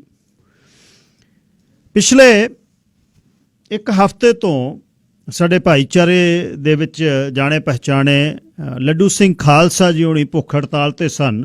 ਸਰਦਾਰ ਜਗਮੀਤ ਸਿੰਘ ਉਹਨਾਂ ਦੇ ਦਫ਼ਤਰ ਦੇ ਬਾਹਰ, ਉਹਨਾਂ ਦੀ ਕੰਸਟੀਚੁਐਂਸੀ ਆਫਿਸ ਬਰਨਵੀ ਦੇ ਵਿੱਚ ਉਹਨਾਂ ਦੀਆਂ ਸਾਰੀਆਂ ਫੇਸਬੁੱਕ ਦੀਆਂ ਤੁਸੀਂ ਪੋਸਟਿੰਗਸ ਦੇਖੀਆਂ। ਉਹਨਾਂ ਨੇ ਕੱਲ੍ਹ ਆਥਣੇ 5 ਪਿਆਰਿਆਂ ਦੀ ਬੇਨਤੀ ਕਹਿ ਲਓ, ਹੁਕਮ ਤੇ ਕਹਿ ਲਓ, ਆਪਣੀ ਭੁੱਖ ਹੜਤਾਲ ਖਤਮ ਕੀਤੀ ਹੈ। ਉਹ ਮੇਰੇ ਨਾਲ ਨੇ, ਦੱਸਣਗੇ, ਗੱਲਬਾਤ ਕਰਨਗੇ। ਕੱਲ੍ਹ ਉਹਨਾਂ ਨਾਲ ਸਵੇਰੇ ਗੱਲ ਹੋਈ ਸੀ ਕਿ ਆਪਾਂ ਅੱਜ ਸੋਮਵਾਰ ਨੂੰ ਗੱਲਬਾਤ ਕਰਾਂਗੇ। ਚਲੋ, ਉਹਨਾਂ ਨੇ ਭੁੱਖ ਹੜਤਾਲ ਖਤਮ ਕਰ ਦਿੱਤੀ। ਬਹੁਤ ਇਸ ਖੁਸ਼ੀ ਦੀ ਗੱਲ ਹੈ। ਭਾਈਚਾਰੇ ਦੇ ਵਿੱਚ ਅਪ ਡਾਊਨ ਆਉਂਦੀ ਰਹਿੰਦੀ ਹੈ ਅਤੇ ਭਾਈਚਾਰਾ ਆਪਣੇ ਤੌਰ 'ਤੇ ਰਲ ਕੇ ਇਸ ਗੱਲ ਨੂੰ ਸੁਲਝ ਲਵੇ, ਬਹੁਤ ਵਧੀਆ। ਪਰ ਹੱਕ ਸੱਚ ਦੀ ਵੀ ਗੱਲ ਹੋਣੀ ਚਾਹੀਦੀ ਹੈ। ਜੇ ਕੋਈ ਵੀ ਗਲਤ ਕਰਦਾ, ਧੱਕਾ ਕਰਦਾ, ਉੱਥੇ ਭਾਈਚਾਰੇ ਨੂੰ ਰਲ ਕੇ ਇੱਕ ਦੂਜੇ ਦੀ ਮਦਦ ਤੇ ਵੀ ਕਰਨਾ ਚਾਹੀਦਾ, ਚਾਹੇ ਕੋਈ ਭਾਈਚਾਰੇ ਦਾ ਹਿੱਸੇਦਾਰ ਵੀ ਹੋਵੇ, ਭਾਈਚਾਰੇ ਵਿੱਚੋਂ ਵੀ ਹੋਵੇ। ਲੱਡੂ ਸਿੰਘ ਖਾਲਸਾ ਜੀ, ਤੁਹਾਡਾ ਸਵਾਗਤ। ਵਾਹਿਗੁਰੂ ਜੀ ਕਾ ਖਾਲਸਾ, ਵਾਹਿਗੁਰੂ ਜੀ ਕੀ ਫਤਿਹ। ਵਾਹਿਗੁਰੂ ਜੀ ਕਾ ਖਾਲਸਾ, ਵਾਹਿਗੁਰੂ ਜੀ ਕੀ ਫਤਿਹ। ਤੁਹਾਨੂੰ ਵੀ ਤੇ ਸਾਰੇ ਸੁਣਨ ਵਾਲੇ ਸਰੋਤਿਆਂ ਨੂੰ ਵੀ ਜੀ ਧੰਨਵਾਦ। ਭਾਈ ਸਾਹਿਬ, ਪਹਿਲੀ ਤਾਂ ਗੱਲ ਤੁਸੀਂ ਜਿਹੜੀ ਕਿਉਂਕਿ ਜਦ ਕੋਈ ਵੀ ਦੁੱਖ ਹੈ, ਕੋਈ ਵੀ ਪੇਨ 'ਚ ਹੈ, ਇਸ ਯੱਖ ਠੰਡ ਦੇ ਵਿੱਚ ਬਿਨਾਂ ਅੰਨ ਪਾਣੀ ਤੋਂ 6 ਦਿਨ ਬਹਿਣਾ ਬਹੁਤ ਔਖਾ ਹੈ। ਤੁਸੀਂ ਉਹ 6 ਦਿਨ ਦੀ ਜਿਹੜੀ ਤੁਹਾਡੀ ਭੁੱਖ ਹੜਤਾਲ ਤੀ ਉਸ ਨੂੰ ਖਤਮ ਕੀਤਾ। 5 ਪਿਆਰਿਆਂ ਨੇ ਬੇਨਤੀ ਕੀਤੀ।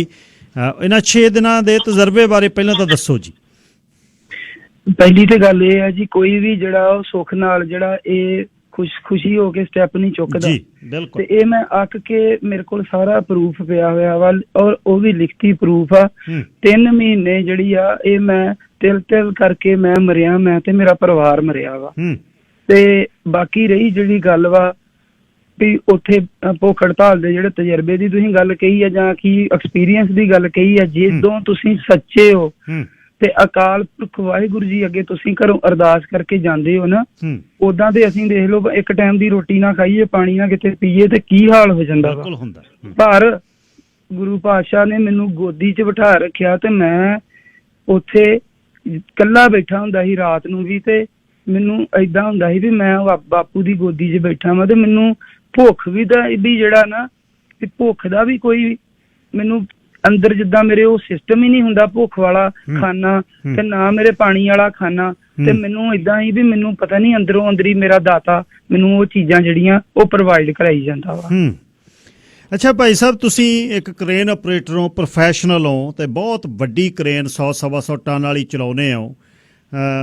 ਚਲੋ ਪ੍ਰੋਫੈਸ਼ਨਲ ਆਪਾਂ ਕੁਛ ਕਰੀਏ, ਪਰ ਭਾਈਚਾਰੇ ਦੇ ਕੰਮਾਂ ਲਈ ਤੁਸੀਂ ਵੱਧ ਚੜ੍ਹ ਕੇ ਹਿੱਸਾ ਪਾਉਂਦੇ ਹੋ। ਬੱਚੇ ਜਿਹੜੇ ਪੰਜਾਬ ਤੋਂ ਆਏ ਨੇ ਉਹਨਾਂ ਦੇ ਨਾਲ ਮੋਢਾ ਲਾ ਕੇ ਖੜ੍ਹਦੇ ਹੋ। ਸਾਨੂੰ ਵੀ ਜਦ ਪਤਾ ਲੱਗਦਾ ਅਸੀਂ ਵੀ ਨਾਲ ਖੜ੍ਹਦੇ ਹਾਂ। ਇਹ ਅਕਸਰ ਬਾਹਰਲੇ ਪਾਸੇ ਇਹ ਗੱਲ ਸੁਣੀ ਜਾਂਦੀ ਹੈ ਕਿ ਜੇ ਤੁਹਾਡੀ ਯੂਨੀਅਨਾਈਜ਼ਡ ਜੌਬ ਹੋਵੇ ਤਾਂ ਤੁਸੀਂ ਬੜੇ ਸੁਰੱਖਿਅਤ ਹੋ। ਤੁਸੀਂ ਇਹ ਗੱਲ ਦਾ ਦੋਸ਼ ਲਾਇਆ ਕਿ ਯੂਨੀਅਨ ਨੇ ਤੁਹਾਡੀ ਬਾਂਹ ਨਹੀਂ ਫੜੀ। ਇਹ ਐਗਜ਼ੈਕਟਲੀ ਹੋਇਆ ਕੀ ਸੀ? ਪਹਿਲਾਂ ਤਾਂ ਮੈਂ ਤੁਹਾਨੂੰ ਦੱਸਾਂ ਵੀ ਜੇ ਮੈਂ ਬੱਚਿਆਂ ਦੇ ਇੱਥੇ ਮੈਂ ਸੋਸ਼ਲ ਐਕਟਿਵ ਹੈਗਾ ਵਾ, ਉਹ ਮੇਰਾ ਤੇ ਸਾਡਾ ਜਿਹੜਾ ਉਹ ਸਾਰਿਆਂ ਦਾ ਫਰਜ਼ ਬਣਦਾ ਵਾ ਵੀ ਜਿਹੜੇ ਸਾਡੇ ਕੋਈ ਮਗਰੋਂ ਬੱਚੇ ਜਾਂ ਭੈਣ ਭਰਾ ਵਰਕ ਪਰਮਿਟ ਤੇ ਆਏ ਆ ਨਾ, ਉਹ ਸਾਡਾ ਫਰਜ਼ ਬਣਦਾ। ਉਹ ਸਾਨੂੰ ਪੁੱਛਣ ਦੀ ਜਾਂ ਕਿਸੇ ਨੂੰ ਕਹਿਣ ਦੀ ਲੋੜ ਨਹੀਂ ਬਣਦੀ। ਉਹ ਜੇ ਅਸੀਂ ਇਹ ਕੰਮ ਕਰਦੇ ਵੀ ਹਾਂ ਤੇ ਅਸੀਂ ਇਹ ਅਹਿਸਾਨ ਨਹੀਂ ਕਰਦੇ ਕਿਸੇ ਦੇ ਉੱਤੇ। ਜਿਹੜਾ ਮੇਰਾ ਇਹ ਜਵਾਬ ਹੈਗਾ ਉੱਥੇ, ਉਹ ਮੈਂ ਨਹੀਂ ਕਰਦਾ, ਉਹ ਮੇਰਾ ਦਾਤਾ ਵਾਹਿਗੁਰੂ ਮੇਰਾ ਜਿਹੜਾ ਉਹ ਮੇਰੇ ਕੋਲੋਂ ਕਰਵਾਉਂਦਾ ਵਾ। ਦੂਜੀ ਰਹੀ ਗੱਲ ਯੂਨੀਅਨ ਦੀ ਤੁਸੀਂ ਗੱਲ ਕੀਤੀ ਆ, ਹਾਂ ਬਿਲਕੁਲ ਗੱਲ ਸੱਚ ਆ। ਜਿਹੜੀਆਂ ਯੂਨੀਅਨਾਂ ਹੁੰਦੀਆਂ ਉਹ ਕਿਹਨਾਂ ਵਾਸਤੇ ਬਣਦੀਆਂ? ਉਹ ਸਾਡੇ ਵਾਸਤੇ ਬਣਦੀਆਂ ਵਾ, ਵਰਕਰਾਂ ਵਾਸਤੇ ਬਣਦੀਆਂ ਵਾ। ਉਹਦੇ ਵਿੱਚ ਬਹੁਤ ਬੈਨੀਫਿਟ ਹੁੰਦੇ ਆ, ਮੈਡੀਕਲ ਸਹੂਲਤਾਂ, ਬੜਾ ਕੁਛ। ਜਦੋਂ ਵੀ ਕਿਸੇ ਨੂੰ ਆਪਾਂ ਦੱਸਾਂਗੇ ਨਾ ਵੀ ਮੈਂ ਯੂਨੀਅਨ ਦੀ ਜੌਬ ਕਰਦਾ ਤੇ ਲੋਕ ਇੱਥੇ ਵਧਾਈਆਂ ਦਿੰਦੇ ਆ ਵੀ ਸ਼ਾਬਾਸ਼ ਯਾਰ, ਆਹ ਤੇ ਨਜ਼ਾਰਾ ਆ ਗਿਆ ਤੇਰੀ ਜੌਬ ਦਾ। ਕਿਉਂਕਿ ਯੂਨੀਅਨ ਦੀ ਜੌਬ ਨੂੰ ਇੱਕ ਨਾ ਇੱਥੇ ਮੈਨੂੰ ਵੀ ਨਹੀਂ ਸੀ ਪਤਾ ਵੀ ਯੂਨੀਅਨ ਕੀ ਹੁੰਦੀ ਆ ਜਾਂ ਯੂਨੀਅਨ ਦੀ ਜੌਬ। ਤੇ ਇਹ ਜਿਲੇ ਮੈਂ ਸਾਰਿਆਂ ਨੂੰ ਦੱਸਿਆ ਤੇ ਮੈਨੂੰ ਸਾਰੇ ਹੀ ਕਹਿੰਦੇ ਹੁੰਦੇ ਲੈ ਵੀ ਨਜ਼ਾਰੇ ਆ ਗਏ ਤੇਰੇ ਲੱਡੂ ਸਿੰਘ, ਤੇਰੇ ਤੇ ਨਜ਼ਾਰੇ ਆ ਗਏ ਆ। ਪਰ ਯੂਨੀਅਨ ਜਿਹੜੀ ਹੈ ਨਾ ਉਹ ਨਾਂ ਦੀਆਂ ਯੂਨੀਅਨ ਆ। ਦੁੱਖ ਇਸ ਗੱਲ ਦਾ ਵੀ ਘੱਟੋ ਘੱਟ ਤੁਸੀਂ ਵਰਕਰਾਂ ਦੇ ਹੱਕਾਂ ਵਾਸਤੇ ਬਣੀਆਂ, ਤੁਸੀਂ ਵਰਕਰਾਂ ਦੇ ਹੱਕਾਂ ਵਾਸਤੇ ਹਾਂ ਦਾ ਨਾਰਾ ਤੇ ਮਾਰੋ, ਪਰ ਨਹੀਂ, ਉਹ ਧਨਾੜ ਬੰਦਿਆਂ ਦੀ ਸਾਈਡ ਲੈਂਦੀਆਂ। ਉਹਨਾਂ ਨੂੰ ਮੇਰੇ ਕੋਲ ਕੀ ਮਿਲਣਾ? ਮੈਂ ਇਕੱਲਾ ਬੰਦਾ ਵਾਂ। ਮੈਂ ਹਾਲਾਂਕਿ ਮੇਰੇ ਹਰ ਘੰਟੇ ਦੇ ਵਿੱਚੋਂ ਕੁਛ ਨਾ ਕੁਛ ਸੈਂਟ ਜਿਹੜੇ ਆ ਉਹਨਾਂ ਨੂੰ ਜਾਂਦੇ ਆ, ਪਰ ਨਹੀਂ, ਉਹਨਾਂ ਨੇ ਜਿੱਥੇ ਕਲੈਕਟਿਵ ਐਗਰੀਮੈਂਟ ਮੈਂ ਆਪ ਜੀ ਨੂੰ ਪ੍ਰੋਵਾਈਡ ਕਰਾਉਣਾ ਵਾ ਸਾਰਾ ਕੁਝ, ਕਲੈਕਟਿਵ ਐਗਰੀਮੈਂਟ ਦੇ ਵਿੱਚ 7 ਦਿਨ ਦਾ ਟਾਈਮ ਦਿੱਤਾ ਹੋਇਆ ਸੀਗਾ ਤੇ ਮੈਨੂੰ ਅੱਜ ਇਹ ਨਵੰਬਰ 2020 10 ਨਵੰਬਰ ਦੀ ਗੱਲ ਵਾ, ਜਦੋਂ ਤੋਂ ਇਹ ਸਿਲਸਿਲਾ ਸ਼ੁਰੂ ਹੋ ਗਿਆ ਤੇ ਮੈਂ ਉਦੋਂ ਤੋਂ ਹੀ ਇਹ ਸਾਰਾ ਕੁਝ ਜਿਹੜਾ ਵਾ ਯੂਨੀਅਨ ਦੇ ਨੌਲੇਜ ਚ ਲਿਆਤਾ। ਮੇਰੇ ਕੋਲ ਜਿਹੜਾ ਵਾ ਉਹ ਸਾਰਾ ਕੁਝ ਪਿਆ। ਪਹਿਲਾਂ ਤੇ ਮੈਂ ਆਪ ਜੀ ਦਾ ਸਵਾਗਤ ਕਰਦਾ ਕਿ ਤੁਸੀਂ ਮੈਨੂੰ ਮੌਕਾ ਦੇ ਰਹੇ ਹੋ। ਇੱਕ ਮੇਰੀ ਹੋਰ ਆਪ ਜੀ ਨੂੰ ਹੱਥ ਜੋੜ ਕੇ ਬੇਨਤੀ ਆ ਵੀ ਮੈਨੂੰ ਕਾਗਜ਼ ਲੈ ਕੇ ਵੀ ਜਿਹੜਾ ਵਾ ਨਾ ਇਹ ਆਪਣੇ ਕੋਲ ਆਉਣ ਦਾ ਮੌਕਾ ਦਵੋ ਤਾਂ ਕਿ ਤੁਸੀਂ ਖੁਦ ਉਹ ਚੀਜ਼ ਨੂੰ ਦੇਖ ਸਕੋ ਜਿਹੜਾ ਹੈਗਾ ਵਾ। ਇਹ ਮਸਲਾ ਜਿਹੜਾ ਨਾ ਇਹ ਛੋਟਾ ਨਹੀਂ ਹੈਗਾ, ਇਹ ਮਸਲਾ ਬਹੁਤ ਵੱਡਾ ਤੇ ਸਾਰਿਆਂ ਦਾ ਮਸਲਾ ਵਾ। ਇਹ ਸਿਰਫ ਮੈਨੂੰ ਇੱਕ ਕਹਿਣਾ ਵੀ ਬਾਬੇ ਨੇ ਖੜਾ ਕਰ ਦਿੱਤਾ ਵਿੱਚ ਜਿੱਦਾਂ ਮੋਹਰਾ ਬਣਾ ਕੇ। ਸੋ ਇਹ ਵਰਲਡ ਲੈਵਲ ਤੇ ਜਿਹੜੀ ਇਹ ਗੱਲ ਜਾਣੀ ਚਾਹੀਦੀ ਆ। ਸੋ ਮੇਰੀ ਯੂਨੀਅਨ ਬਿਲਕੁਲ ਜਿਹੜੀ ਆ ਉਹ ਬਾਇਸ ਹੋ ਕੇ ਮੇਰੇ ਨਾਲ ਚੱਲੀ ਆ, ਨਹੀਂ ਤੇ ਯੂਨੀਅਨ ਦੇ ਹੱਥ ਦੇ ਵਿੱਚ ਕੀ ਹੀ ਸਾਡੀ ਮਾਈ ਬਾਪ ਜਿਹੜੀ ਆ ਯੂਨੀਅਨ ਹੀ ਹੁੰਦੀ ਆ। ਪਰ ਯੂਨੀਅਨ ਨੇ ਮੈਨੂੰ, ਤੁਸੀਂ ਇੱਕ ਵੀਡੀਓ ਦੇਖ ਸਕਦੇ ਹੋ ਕੱਲ ਪਰਸੋਂ ਦੀ, ਹਾਂ ਬਿਲਕੁਲ ਦੇਖੀ ਹੈ ਜੀ, ਸੌਪ ਸਟੂਅਰਡ ਜਿਹੜੇ ਆ ਉਹ ਜੇ ਇਦਾਂ ਹੈਗਾ ਸੀ ਤੇ ਕੀ ਲੋੜ ਪਈ ਸੀ ਉਹਨਾਂ ਨੂੰ ਮਤਲਬ ਚੈੱਕ ਮੇਰੇ ਮੂੰਹ ਤੇ ਮਾਰ ਕੇ ਜਾਣ ਦੀ? ਮੈਨੂੰ ਮਾਣ ਸਤਿਕਾਰ ਦੇ ਨਾਲ ਉਹ ਚੈੱਕ ਦਿੰਦੇ। ਮੇਰੀ 10 ਨੌਵਾਂ ਦੀ ਕਿਰਤ ਕਮਾਈ ਹੀ, ਮੈਂ ਕਿਉਂ ਨਹੀਂ ਸੀ ਫੜਨੀ? ਮੈਂ ਫੜਨੀ ਸੀਗੀ। ਪਰ ਉਹ ਕੋਈ ਹੈਗਾ ਵਾ, ਕੋਈ ਮਤਲਬ ਹੁੰਦਾ ਵਾ, ਕੋਈ ਤਰੀਕਾ ਹੁੰਦਾ ਵਾ? ਮੈਨੂੰ ਕਿੱਦਾਂ ਉਹਨਾਂ ਨੇ ਭਜਾਇਆ ਆਪਣੇ ਮਗਰ ਅੱਧਾ ਕਿਲੋਮੀਟਰ ਤੇ ਉੱਥੇ ਅਸੀਂ ਐਵੇਂ ਜਿੱਦਾਂ ਡੰਗਰ ਭੱਜੇ ਫਿਰਦੇ ਹੁੰਦੇ ਤੇ ਅਸੀਂ ਏਦਾਂ ਭੱਜੇ ਫਿਰਨ ਦੇ ਹੀ ਉੱਥੇ। ਅੱਛਾ ਖਾਲਸਾ ਜੀ, ਬੇਸਿਕਲੀ ਕੱਲ ਮੈਂ ਲੇਬਰ ਐਕਸਪਰਟ ਤੋਂ ਇੱਕ ਤੋਂ ਪਤਾ ਕਰ ਰਿਹਾ ਸੀ, ਉਹ ਕਹਿੰਦੇ ਵੀ ਯੂਨੀਅਨ ਯੈਸ ਕਰਦੀ ਆ ਤਾਂ ਸਮਾਲ ਕਲੇਮ ਕੋਰਟ 'ਚ ਤੁਸੀਂ ਜਾਂਦੇ ਹੋ। ਇਹ ਗੱਲ ਸਹੀ ਹੈ? ਤੇ ਹੁਣ ਜਦ ਇਹਨੂੰ ਤੁਸੀਂ ਅੱਗੇ ਅਦਾਲਤੀ ਪੱਖ 'ਚ ਲੈ ਕੇ ਜਾਣਾ, ਜਿਸ ਤਰ੍ਹਾਂ ਪੰਜ ਪਿਆਰੇ ਵੀ ਕਹਿ ਰਹੇ ਸੀ, ਹੁਣ ਉਹਦੇ ਲਈ ਯੂਨੀਅਨ ਦਾ ਜੇ ਸਾਥ ਨਾ ਹੋਇਆ ਫਿਰ ਕੀ ਕੀਤਾ ਜਾਵੇਗਾ? ਯੂਨੀਅਨ ਤਾਂ ਤੇ ਸਾਥ ਹੈ ਹੀ ਨਹੀਂ ਗਿੱਲ ਭਾਜੀ। ਯੂਨੀਅਨ ਦਾ ਮੈਂ ਕਿੱਥੇ ਸਾਥ ਮੈਂ ਮੰਨਾਂ? ਮੈਨੂੰ ਇੱਥੇ ਆਉਣ ਦੀ ਨੌਬਤ ਹੀ ਨਹੀਂ ਪੈਣੀ। ਯੂਨੀਅਨ ਤੇ ਤੁਸੀਂ ਕਰ ਦੋ ਸਾਈਡ ਦੇ ਉੱਤੇ, ਠੀਕ ਹੈ ਨਾ। ਮੈਨੂੰ ਕਈ ਕਹਿੰਦੇ ਤੂੰ ਯੂਨੀਅਨ ਦੇ ਦਫ਼ਤਰ ਅੱਗੇ ਬਹਿਣਾ ਸੀ, ਉਹਲੇ ਚਲੋ ਠੀਕ ਆ, ਮੈਂ ਇਮੋਸ਼ਨਲ ਹੋ ਕੇ ਮੈਨੂੰ ਜਿੱਥੇ ਲੱਗਾ ਮੈਂ ਬਹਿ ਗਿਆ। ਮੈਂ ਕਿਸੇ ਨੂੰ ਵੀ ਨਹੀਂ ਦੱਸਿਆ ਵੀ ਮੈਂ ਚੱਲਾਂ ਬਹਿਣ, ਠੀਕ ਆ। ਮੈਂ ਯੂਨੀਅਨ ਨੂੰ ਵੀ, ਮੇਰੇ ਕੋਲ ਮੇਲਾਂ ਪਈਆਂ ਵਾ, ਉਹਨਾਂ ਨੂੰ ਮੈਂ ਬੈਠਣ ਤੋਂ 6 ਦਿਨ ਪਹਿਲਾਂ ਕਹਿਤਾ ਵੀ ਮੈਂ ਭਾਈ ਹੁਣ ਮੈਂ ਚੱਲਾਂ ਹੀ ਹਾਂ, ਮੇਰੇ ਹੱਥ ਖੜੇ ਹੋ ਗਏ ਆ ਤੇ ਤੁਸੀਂ ਮੇਰਾ ਟੱਬਰ ਰੋਲ ਦਿੱਤਾ ਤੇ ਮੈਂ ਭੁੱਖ ਹੜਤਾਲ ਤੇ ਜਾ ਰਿਹਾ। ਜਦੋਂ ਉਹਦੇ ਚ ਮੈਂ ਜਗਮੀਤ ਸਿੰਘ ਨੂੰ ਵੀ ਕੀਤੀ ਤੇ ਮੈਂ ਜਸਟਨ ਟਰੂਡੋ ਜੀ ਨੂੰ ਵੀ ਕੀਤੀ ਆ। ਯੂਨੀਅਨ ਦੇ ਤੇ ਮੈਂ ਤਾਂ ਉੱਥੇ ਕਰਦਾ ਨਾ ਵੀ ਮਤਲਬ ਜੇ ਉਹ ਮੈਨੂੰ ਦੇਣਾ ਹੁੰਦਾ, ਉਹਨ ਇਨਸਾਫ ਦੇਣਾ ਹੁੰਦਾ। ਇੱਥੇ ਤੇ ਚੱਲ ਮੈਨੂੰ ਫੇਰ ਕਿਸੇ ਨੇ ਪਾਣੀ ਪੁੱਛ ਲਿਆ। ਮੈਂ ਧੰਨਵਾਦ ਕਰਦਾ ਜਗਮੀਤ ਸਿੰਘ ਦੇ ਸਟਾਫ ਦਾ। ਇੱਕ ਬਜ਼ੁਰਗ ਮੇਰੀ ਮਾਂ ਦੀ ਉਮਰ ਦੀ ਉੱਥੇ ਲੇਡੀ ਸੀਗੀ ਅੰਦਰ ਆਫਿਸ ਚ ਕੰਮ ਕਰਦੀ, ਮੈਨੂੰ ਪਤਾ ਨਹੀਂ ਉਹਦਾ ਕੀ ਨਾਮ ਆ ਬਈ। ਭਾਜੀ ਰੋਜ਼ 2 ਟਾਈਮ ਉਹਦੇ ਅੱਖਾਂ 'ਚ ਅਥਰੂ ਆ ਜਾਂਦੇ ਹੁੰਦੇ ਤੇ 2 ਟਾਈਮ ਮੈਨੂੰ ਪੁੱਛਣ ਆਉਂਦੀ ਰਹੀ ਆ। ਮੈਂ ਉਹਦੀ ਫੀਲਿੰਗ ਸਮਝਦਾ ਸੀ ਉਸ ਟਾਈਮ ਵੀ ਪੁੱਤ ਪਾਣੀ ਪੀ ਲਾ, ਪਾਣੀ ਪੀਣਾ। ਤੇ ਮੈਂ ਨਾ ਉਹਨੂੰ ਇੱਕੋ ਗੱਲ ਕਹਿੰਦਾ ਹੁੰਦਾ ਹੈਗਾ, ਮੈਂ ਕਿਹਾ ਵੀ ਬਹੁਤ ਬਹੁਤ ਤੁਹਾਡਾ ਧੰਨਵਾਦ ਆ, ਪਰ ਮੈਂ ਕਿਹਾ ਜੇ ਮੈਂ ਪਾਣੀ ਪੀਤਾ ਨਾ ਤੇ ਮੈਨੂੰ ਪਿਸ਼ਾਬ ਆ ਜਾਣਾ, ਤੇ ਜੇ ਮੈਨੂੰ ਪਿਸ਼ਾਬ ਆ ਗਿਆ ਤੇ ਮੈਨੂੰ ਆਪਣੇ ਇਸ ਮੋਰਚੇ ਤੋਂ ਉੱਠਣਾ ਪੈਣਾ, ਜੋ ਕਿ ਮੈਂ ਉੱਠਣਾ ਨਹੀਂ ਸੀ ਚਾਹੁੰਦਾ। ਅੱਛਾ ਭਾਈ ਸਾਹਿਬ, ਇਸ ਨੂੰ ਇੱਕ ਤੁਹਾਡੀਆਂ ਜਿੰਨੀਆਂ ਪੋਸਟਿੰਗਾਂ ਨੇ ਉਹਦੇ ਵਿੱਚ ਇੱਕ ਗੱਲ ਤੁਹਾਡੇ ਨਾਲ ਹੋ ਗਈ, ਪਰ ਤੁਸੀਂ ਇਸ ਨੂੰ ਵੱਡੇ ਲੈਵਲ ਤੇ ਵੇਖ ਰਹੇ ਹੋ ਕਮਿਊਨਿਟੀ ਦੇ ਵਿੱਚ। ਅਕਸਰ ਮੈਂ ਗੱਲਾਂ ਕਰਦਾ ਵਿਦਿਆਰਥੀਆਂ ਦੀਆਂ ਵੀ $35 ਲਿਖਾ ਕੇ $40 ਲਿਖਾ ਕੇ ਉਹਨਾਂ ਨੂੰ ਦਿੱਤੇ 10 ਜਾਂਦੇ ਨੇ, ਜਾਂ ਉਹਨਾਂ ਤੋਂ ਕੈਸ਼ ਬੈਕ ਲਿਆ ਜਾਂਦਾ। ਇਹ ਬਹੁਤ ਵੱਡਾ ਇੱਕ ਇਸ਼ੂ ਹੈ। ਤੁਸੀਂ ਇਸ ਮੁਸ਼ਕਿਲ ਨੂੰ ਕਿੱਡਾ ਕੁ ਵੱਡਾ ਵੇਖਦੇ ਹੋ ਭਾਈਚਾਰੇ ਦੇ ਵਿੱਚ ਵੀ ਲੋਕਾਂ ਨੂੰ ਉਹਨਾਂ ਦੇ ਹੱਕ ਨਹੀਂ ਦਿੱਤੇ ਜਾਂਦੇ? ਜਦੋਂ ਮੈਂ ਵਰਕ ਪਰਮਿਟ ਤੇ ਆਇਆ ਸੀ ਸਨ 2013 ਦੇ ਵਿੱਚ, ਤੇ ਮੈਂ ਕ੍ਰੇਨ ਆਪਰੇਟਰ ਹੀ ਮੇਰਾ 19-20 ਸਾਲ ਦਾ ਜਿਹੜਾ ਤਜਰਬਾ ਵਾ ਜੀ। ਮੈਂ ਇੰਡੀਆ ਦੇ ਵਿੱਚ ਜਿਹੜੀ ਆ 7-8 ਸਾਲ ਕ੍ਰੇਨ ਚਲਾਈ ਆ, ਇੱਧਰ ਬੰਬੇ, ਗੁਜਰਾਤ ਤੇ ਆਪਣੇ ਮੈਂ ਚੱਲਿਆ ONGC oil and gas natural ਦੇ ਉੱਤੇ ਚੱਲਿਆ ਵਾ। ਮੈਂ L&T ਕੰਪਨੀ ਦੇ ਵਿੱਚ ਮੈਂ ਪਰਮਾਨੈਂਟ ਕ੍ਰੇਨ ਆਪਰੇਟਰ ਆ। ਬੈਂਗਲੌਰ ਇੰਟਰਨੈਸ਼ਨਲ 에ਅਰਪੋਰਟ ਮੈਂ ਆਪਣੇ ਹੱਥੀ ਬਣਾ ਕੇ ਆਇਆ ਵਾ। ਫਿਰ ਮੈਂ ਉੱਥੋਂ ਮੇਰੀ L&T ਦੇ ਵਿੱਚ ਦੁਬਈ 2 ਸਾਲ, ਫਿਰ ਮੈਂ ਮਸਕਟ ਓਮਾਨ ਜਿਹਨੂੰ ਕਹਿੰਦੇ 2 ਸਾਲ, ਫਿਰ ਮੈਂ ਆਬੂ ਧਾਬੀ 2 ਸਾਲ। ਮੈਂ ਕ੍ਰੇਨ ਹੀ ਚਲਾਈ ਆ ਜੀ, ਹੋਰ ਮੈਨੂੰ ਕੁਝ ਕਰਨਾ ਵੀ ਨਹੀਂ ਆਉਂਦਾ।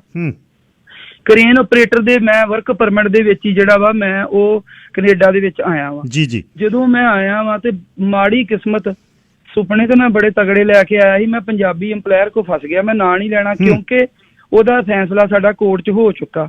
ਉਹ ਵੀ ਇਦਾਂ ਹੀ ਕਰਦਾ ਹੁੰਦਾ ਹੈਗਾ। ਉਹਨੇ ਜਦੋਂ ਇੱਕ ਮੈਂ ਹੀ, ਇੱਕ ਨਾਲ ਮੇਰੇ ਭਾਜੀ ਹੋਰ ਹੈਗੇ, ਅਸੀਂ ਦੋਨੇ ਜਾਣੇ ਮਤਲਬ ਉਹ ਕੋ ਫਸ ਗਏ। ਫਿਰ ਕੇਸ ਚੱਲਿਆ 2.5 ਸਾਲ। 2.5 ਸਾਲਾਂ ਬਾਅਦ ਫਿਰ ਉਸ ਬੰਦੇ ਨੂੰ ਸਜ਼ਾ ਹੋਈ ਕੋਰਟ ਦੇ ਵਿੱਚ। $19,000 ਕੋਰਟ ਨੇ ਉਹਨੂੰ ਮੈਨੂੰ ਦੇਣਾ ਕੀਤਾ, $23,000 ਜਿਹੜੇ ਦੂਜੇ ਭਾਜੀ ਉਹਨੂੰ ਦੇਣਾ ਕੀਤਾ। ਉਹਨੂੰ 50 ਘੰਟੇ ਦੀ ਕਮਿਊਨਿਟੀ ਸਰਵਿਸ ਲਾਈ ਤੇ ਉਹਨੂੰ 1 ਸਾਲ ਦੀ ਵਾਰਨਿੰਗ ਦਿੱਤੀ ਵੀ ਤੂੰ ਜਿਹੜਾ ਵਾ ਉਹ ਜੇ ਕੋਈ ਹੁਣ ਤੇਰੀ ਕੰਪਨੀ ਚੋਂ ਕੰਪਲੇਂਟ ਆ ਗਈ ਤੇ ਤੇਰੀ ਕੰਪਨੀ ਜਿਹੜੀ ਆ ਉਹ ਬਲੈਕ ਲਿਸਟ ਕਰ ਦਊਗੀ। ਮੈਂ ਉਹਨਾਂ ਦਾ ਨਾਂ ਤਾਂ ਨਹੀਂ ਲੈਂਦਾ ਵੀ ਉਹਦਾ ਹੁਣ ਸਾਡੇ ਨਾਲ ਲੇਖਾ ਜੋਖਾ ਕਹਿ ਲਓ ਵੀ ਨਿਬੜ ਚੁੱਕਾ ਵਾ ਤੇ ਆਪਾਂ ਹੁਣ ਨਾਂ ਲਵਾਂਗੇ ਤੇ ਉਹ ਗੁੱਡ ਗੱਲ ਹੀ, ਪਰ ਪਤਾ ਸਾਰਿਆਂ ਨੂੰ ਹੀ ਹੈਗਾ ਵਾ ਜਿੰਨੇ ਵੀ ਆਪਣੇ ਭਾਈਚਾਰੇ ਦੇ ਆ ਨਾ। ਮੈਂ ਉਦੋਂ ਵੀ ਜਿਹੜਾ ਵਾ ਮੈਂ ਇਹ ਉਹਨਾਂ ਅੱਗੇ ਰੋਂਦਾ ਹੁੰਦਾ ਸੀ, ਮੈਂ ਕਿਉਂਕਿ ਉਦੋਂ ਮੈਂ ਨਵਾਂ ਆਇਆ ਸੀ ਨਾ, ਤੇ ਮੈਂ ਉਦੋਂ ਵੀ ਉਹਨਾਂ ਨੂੰ ਦੱਸਿਆ ਸੀ ਵੀ ਇਦਾਂ ਕਰਦੇ ਆ, ਏਦਾਂ ਕਰਦੇ ਆ। ਮੈਂ ਦੱਸਿਆ ਵਾ ਸਾਰਿਆਂ ਨੂੰ, ਜੇ ਸੁਣ ਰਹੇ ਆ ਮੈਨੂੰ ਉਹਨਾਂ ਵਿੱਚੋਂ ਜ਼ਿਆਦਾਤਰ ਜਿਹੜੇ ਭਾਜੀ ਹੁਣੀ ਜੋ ਵੀ ਹੈਗੇ ਮੇਰੇ ਨਾਲ ਟੱਚ ਵਾ, ਉਹਨਾਂ ਨੂੰ ਪਤਾ ਵਾ ਸਾਰਾ ਜਿਹੜਾ ਵਾ। ਅੱਛਾ ਜੀ। ਸੋ ਇਹ ਬੜੀ ਮਾੜੀ ਗੱਲ ਵਾ ਜਿਹੜੀ ਤੁਸੀਂ ਸਵਾਲ ਪੁੱਛਿਆ ਨਾ। ਇਹ ਸ਼ੋਸ਼ਣ ਵੀ ਜਿਹੜਾ ਵਾ ਨਾ, ਇਹ ਆਪਣਾ ਹੀ ਭਾਈਚਾਰਾ ਕਰਦਾ ਵਾ। ਇਹ ਨਹੀਂ ਹੈਗਾ ਵੀ ਇਹ ਮਤਲਬ ਆਪਾਂ ਗੋਰਿਆਂ ਦੇ ਉੱਤੇ ਕਹਿ ਲਈਏ, ਨਹੀਂ। ਅਸੀਂ ਸਾਡੇ ਜਿਹੜੇ ਆ ਨਾ ਮਗਰੋਂ ਅਸੀਂ ਉਹ ਜਿਹੜੇ ਕੀੜੇ ਬੇਈਮਾਨੀ ਦੇ, ਕਰਪਸ਼ਨ ਦੇ ਕੀੜੇ ਆ, ਅਸਲ ਦੇ ਵਿੱਚ ਨਾ ਇੱਕ ਕੋਈ ਏਦਾਂ ਦਾ ਉੱਥੇ ਹਿਸਾਬ ਕਿਤਾਬ ਲੱਗਾ ਹੋਣਾ ਚਾਹੀਦਾ ਵਾ। ਉਹ 에ਅਰਪੋਰਟ ਦੇ ਉੱਤੇ ਉਹ ਇੱਕ ਮਸ਼ੀਨ ਜੀ ਹੋਵੇ ਵੀ ਉਹ ਕੀੜੇ ਉੱਥੇ ਰਹਿ ਜਾਣ। ਪਰ ਅਸੀਂ ਕੈਨੇਡਾ ਆ ਗਏ ਆ ਸੋਹਣੇ ਸਵਰਗ ਦੇ ਵਿੱਚ, ਪਰ ਉਹ ਅਸੀਂ ਬੇਈਮਾਨੀ ਦੇ ਕੀੜੇ ਜਿਹੜੇ ਅਸੀਂ ਨਾਲ ਹੀ ਲੈ ਆਏ ਆ। ਹਰਕਤਾਂ ਫੇਰ ਅਸੀਂ ਉਹੀ ਕਰਦੇ ਆ। ਬੰਦਾ ਪੁੱਛੇ ਯਾਰ ਇੰਨੇ ਨਾਲ ਰੱਜ ਜਾਓਗੇ ਤੁਸੀਂ ਭਲਾ, ਜੇ ਇੰਨੀਆਂ ਤੁਸੀਂ ਟਰੱਕ ਕਰੇਨਾਂ ਪਾਈਆਂ ਜਾਂ ਤੁਸੀਂ ਹੋਟਲ ਪਾਏ ਆ। ਸੋ ਇਹ ਇੱਕ ਨਾ ਸੋਚਣ ਵਾਲੀ ਤੇ ਗੰਭੀਰ ਵਿਸ਼ਾ ਵਾ ਤੇ ਸ਼ਰਮ ਵਾਲੀ ਗੱਲ ਵੀ ਆ। ਇਸ ਕਰਕੇ ਮੈਂ ਜਿਹੜਾ ਨਾ, ਮੇਰੇ ਗੁਰੂ ਨੇ ਮੈਨੂੰ ਇਹ ਜਿਹੜਾ ਇਹ ਬਹਾਨਾ ਜਿਹਾ ਬਣਾਇਆ ਤੇ ਇਹ ਮੇਰੇ ਹੱਥ ਝੰਡਾ ਫੜਾ ਕੇ, ਤੇ ਇਹ ਮੇਰੀ ਲੜਾਈ ਨਹੀਂ, ਇਹ ਸਾਰਿਆਂ ਦੀ ਲੜਾਈ ਬਣ ਕੇ ਜਿਹੜਾ ਮੈਨੂੰ ਉੱਥੇ ਬਿਠਾਇਆ ਵਾ। ਧੰਨਵਾਦ ਭਾਈ ਸਾਹਿਬ, ਬਹੁਤ ਬਹੁਤ। ਆਪਣੀ ਸਿਹਤ ਦਾ ਖਿਆਲ ਕਰਿਓ, ਡਾਕਟਰ ਦੇ ਜਾਇਓ, ਤੇ ਜਦ ਤੁਸੀਂ ਠੀਕ 9/9 ਹੋ ਗਏ ਫਿਰ ਤੁਹਾਨੂੰ ਸਟੂਡੀਓ ਸੱਦਾਂਗੇ। ਸਾਰੇ ਤੁਹਾਡੇ ਕਾਗਜ਼ ਪੱਤਰਾਂ ਦੇ ਰਾਹੀਂ ਇਸ ਗੱਲ ਦਾ ਬਿਲਕੁਲ ਪਬਲਿਕ ਦੇ ਵਿੱਚ ਆਪਾਂ ਗੱਲਬਾਤ ਕਰਾਂਗੇ। ਦੂਜੀ ਧਿਰ ਨੂੰ ਵੀ ਆਪਾਂ ਸਮਾਂ ਦੇਵਾਂਗੇ, ਉਹ ਵੀ ਗੱਲਬਾਤ ਕਰਨ ਤੇ ਫਿਰ ਪਬਲਿਕ ਇਸ ਦਾ ਨਿਰਣਾ ਕਰੇ ਜੀ। ਬਿਲਕੁਲ ਜੀ, ਬਹੁਤ ਬਹੁਤ ਧੰਨਵਾਦ ਆਪ ਜੀ ਦਾ। ਤੇ ਮੈਨੂੰ ਜਦੋਂ ਤੁਸੀਂ ਕਹੋਗੇ, ਮੇਰੇ ਕੋਲ ਸਾਰੇ ਜਿਹੜੇ ਉਹ ਕਾਗਜ਼ ਪੱਤਰ ਜਿਹੜੇ ਉਹ ਪਏ ਹੋਏ ਆ, ਬਿਲਕੁਲ ਇਹੋ ਜੀ ਕੋਈ ਗੱਲ ਨਹੀਂ ਹੈਗੀ। ਹਾਂ, ਸਿਹਤ ਦਾ ਥੋੜਾ ਜਿਹਾ ਲੱਗਦਾ ਵੀ ਆ, ਥੋੜਾ ਜਿਹਾ ਜਿੱਦਾਂ ਸਿਰ ਨੂੰ, ਜਿੱਦਾਂ ਅੱਖਾਂ ਨੂੰ ਨਾ ਝੋਲਾ ਜਿਹਾ ਵੀ ਲੱਭਦਾ ਵਾ। ਨਹੀਂ, ਉਹਦੇ ਕਰਕੇ ਥੋੜਾ ਜਿਹਾ ਕਮਜ਼ੋਰੀ ਆ। ਆਪਣਾ ਖਿਆਲ ਰੱਖੋ ਪਲੀਜ਼। ਧੰਨਵਾਦ। ਵਾਹਿਗੁਰੂ ਜੀ ਕਾ ਖਾਲਸਾ, ਵਾਹਿਗੁਰੂ ਜੀ ਕੀ ਫਤਿਹ। ਲੱਡੂ ਸਿੰਘ ਖਾਲਸਾ ਜੀ ਗੱਲਬਾਤ ਕਰ ਰਹੇ ਸੀ। ਭਾਈਚਾਰੇ ਦੇ ਵਿੱਚੋਂ ਬਹੁਤ ਫੋਨ ਪਿਛਲੇ 4 ਦਿਨਾਂ 'ਚ ਆਏ, ਗੱਲ ਕਰੋ। ਇਹ ਨਹੀਂ ਹੈ ਗੱਲ ਨਹੀਂ ਕੀਤੀ। ਪਹਿਲੀ ਜਿਸ ਦਿਨ ਉਹ ਬੈਠੇ ਨੇ ਉਸ ਦਿਨ ਇਹ ਗੱਲ ਮੈਂ ਲੱਡੂ ਸਿੰਘ ਖਾਲਸਾ ਨਾਲ ਕੀਤੀ ਹੈ। ਸਤਵੰਤ ਸਿੰਘ ਤਲਵੰਡੀ ਉਹਨਾਂ ਦੇ ਨਾਲ ਅਸੀਂ ਰਲ ਕੇ ਗੱਲਬਾਤ ਕੀਤੀ ਹੈ, ਪੁੱਛਿਆ ਉਹਨਾਂ ਨੂੰ, ਤੇ ਕੋਸ਼ਿਸ਼ ਅਸੀਂ ਕਰਦੇ ਰਹੇ ਆਪਣੇ ਤੌਰ 'ਤੇ ਵੀ ਇਹ ਗੱਲ ਨਿਬੜ ਜਵੇ। ਸੋ ਹੁਣ ਜਦ ਦੋਨੇ ਧਿਰਾਂ ਆਪਣੀ ਜ਼ਿੱਦ 'ਤੇ ਆ ਜਾਣ, ਉਹ ਕਹਿਣ ਵੀ ਮੈਂ ਸਹੀ ਹਾਂ, ਫਿਰ ਬੜਾ ਔਖਾ ਹੋ ਜਾਂਦਾ। ਜਦ ਤੁਸੀਂ ਇੱਕ ਪਾਸੇ ਗੱਲ ਕਰੋਗੇ ਫਿਰ ਦੂਜੀ ਧਿਰ ਨੂੰ ਲੱਗਦਾ ਵੀ ਸਾਡੀ ਗੱਲ ਨਹੀਂ ਹੋਈ।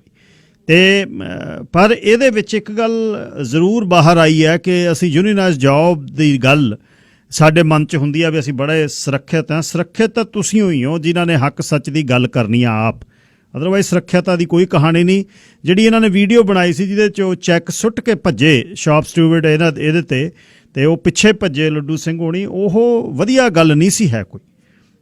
ਤੁਸੀਂ ਕਿਸੇ ਨੂੰ ਜਿਹੜੀ ਆ ਭਿਖਾਰੀ ਦੇ ਤੌਰ 'ਤੇ ਚੈੱਕ ਸੁੱਟ ਕੇ ਥੋੜ੍ਹਾ ਭੱਜ ਸਕਦੇ ਹੋ। ਯੂਨੀਅਨ ਬੈਠ ਕੇ ਗੱਲ ਕਰੇ, ਉੱਥੇ ਸੱਦਦੀ ਮੀਡੀਆ ਨੂੰ ਤੇ ਗੱਲ ਕਰਦੀ। ਇਹਦੇ 'ਚ ਲੁਕਣ ਵਾਲੀ ਤਾਂ ਕਹਾਣੀ ਨਹੀਂ ਸੀ ਕੋਈ। ਯੂਨੀਅਨ ਨੂੰ ਚੰਦਾ ਮਿਲਦਾ, ਯੂਨੀਅਨ ਦੀਆਂ ਨੌਕਰੀਆਂ ਨੇ ਇਹਦੇ 'ਤੇ ਯੂਨੀਅਨ ਦੇ ਬੜੇ ਤਜਰਬੇਕਾਰ ਬੰਦੇ ਨੇ ਹੁਣ ਦੀ ਸਰਕਾਰ, ਜਿਨ੍ਹਾਂ ਨੇ ਸਾਰੀ ਜ਼ਿੰਦਗੀ ਯੂਨੀਅਨ ਦੇ ਵਿੱਚੋਂ ਹੀ ਜਿਹੜਾ ਕੰਮ ਕਰਕੇ ਯੂਨੀਅਨ ਦੇ ਸਿਰੋਂ ਹੀ ਰਾਜਨੀਤੀ 'ਚ ਗਏ ਨੇ।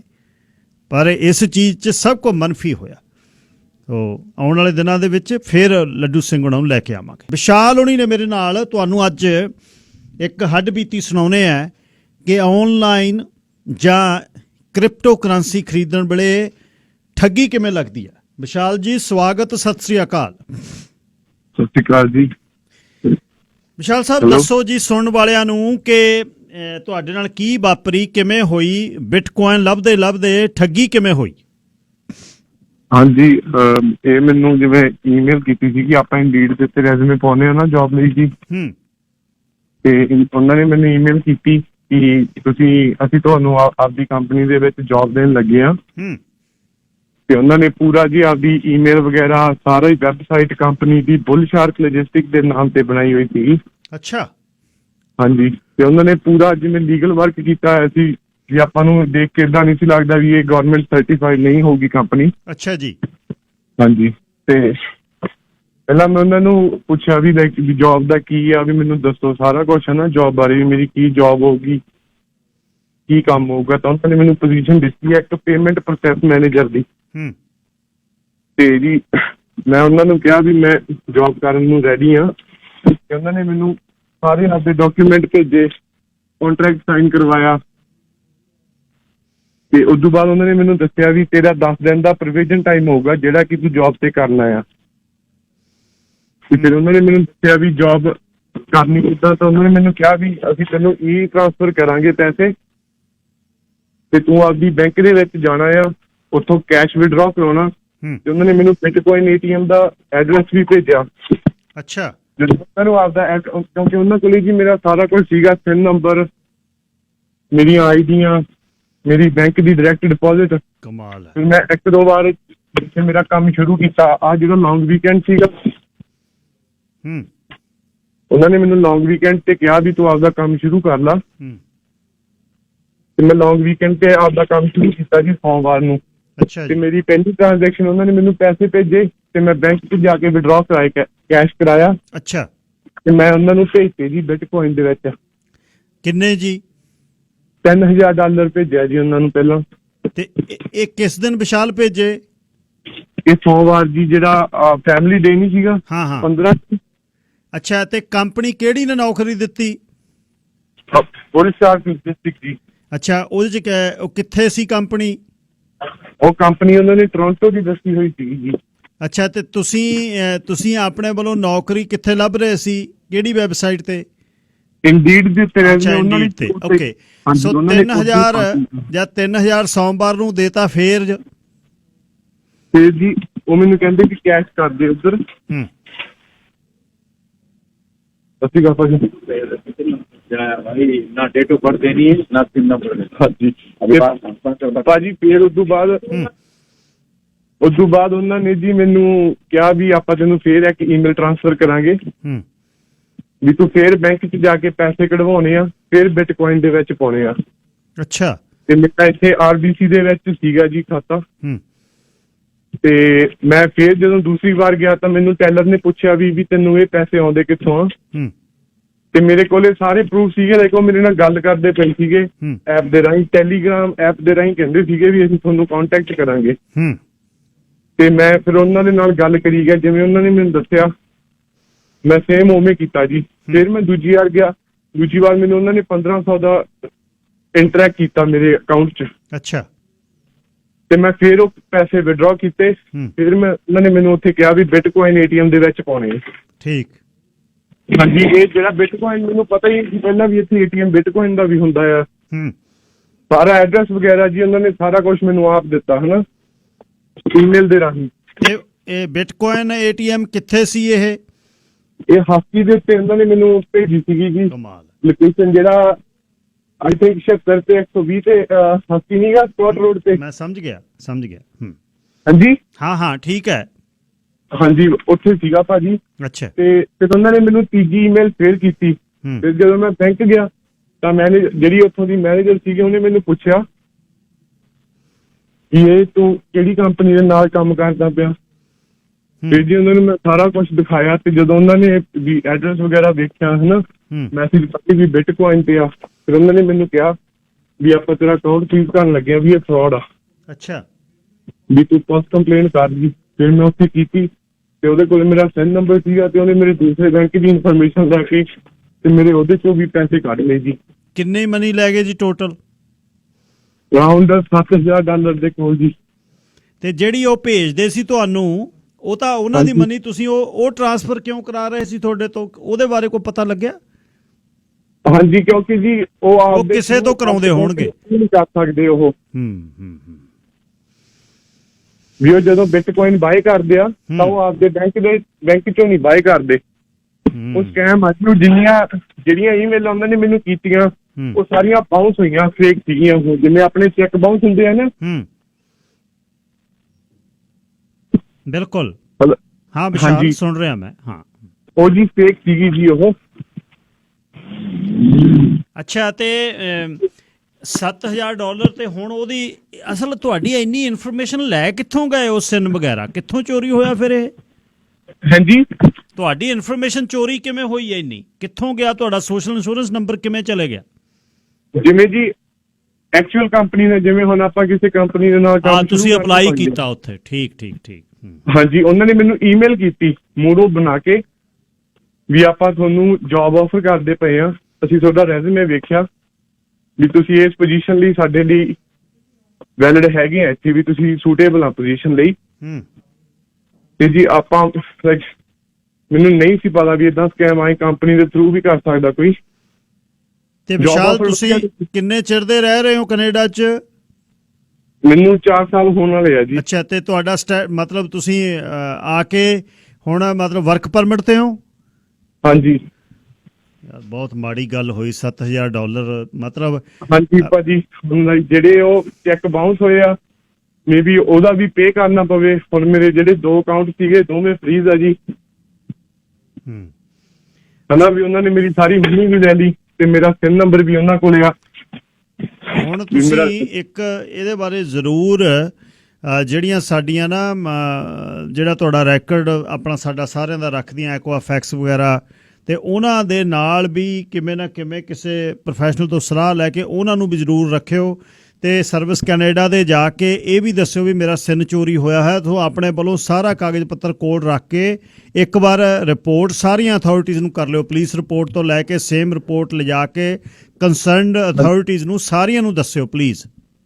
ਹਾਂਜੀ ਭਾਜੀ, ਮੇਰਾ ਜਿਵੇਂ ਉਹਨਾਂ ਨੇ ਸਟੋਸ਼ੀਆ ਦਾ ਤਾਂ ਖੁਦ ਆਪ ਹੀ ਬੰਦ ਕਰਵਾਤਾ ਬੈਂਕ ਜੀ। ਮੇਰਾ ਜਿਹੜਾ ਅਕਾਊਂਟ ਸੀਗਾ ਉਹਨਾਂ ਨੇ ਬਲੌਕ ਹੀ ਕਰਤਾ ਕਿਉਂਕਿ ਉਹਦੇ ਚੋਂ ਵਾਹਵਾ ਹੀ ਫੇਕ ਟ੍ਰਾਂਜੈਕਸ਼ਨ ਹੋਈਆਂ ਸੀਗੀਆਂ। ਤੇ ਉਸ ਤੋਂ ਬਾਅਦ ਜੀ ਫਿਰ ਮੈਂ ਪੁਲਿਸ ਰਿਪੋਰਟ ਕੀਤੀ।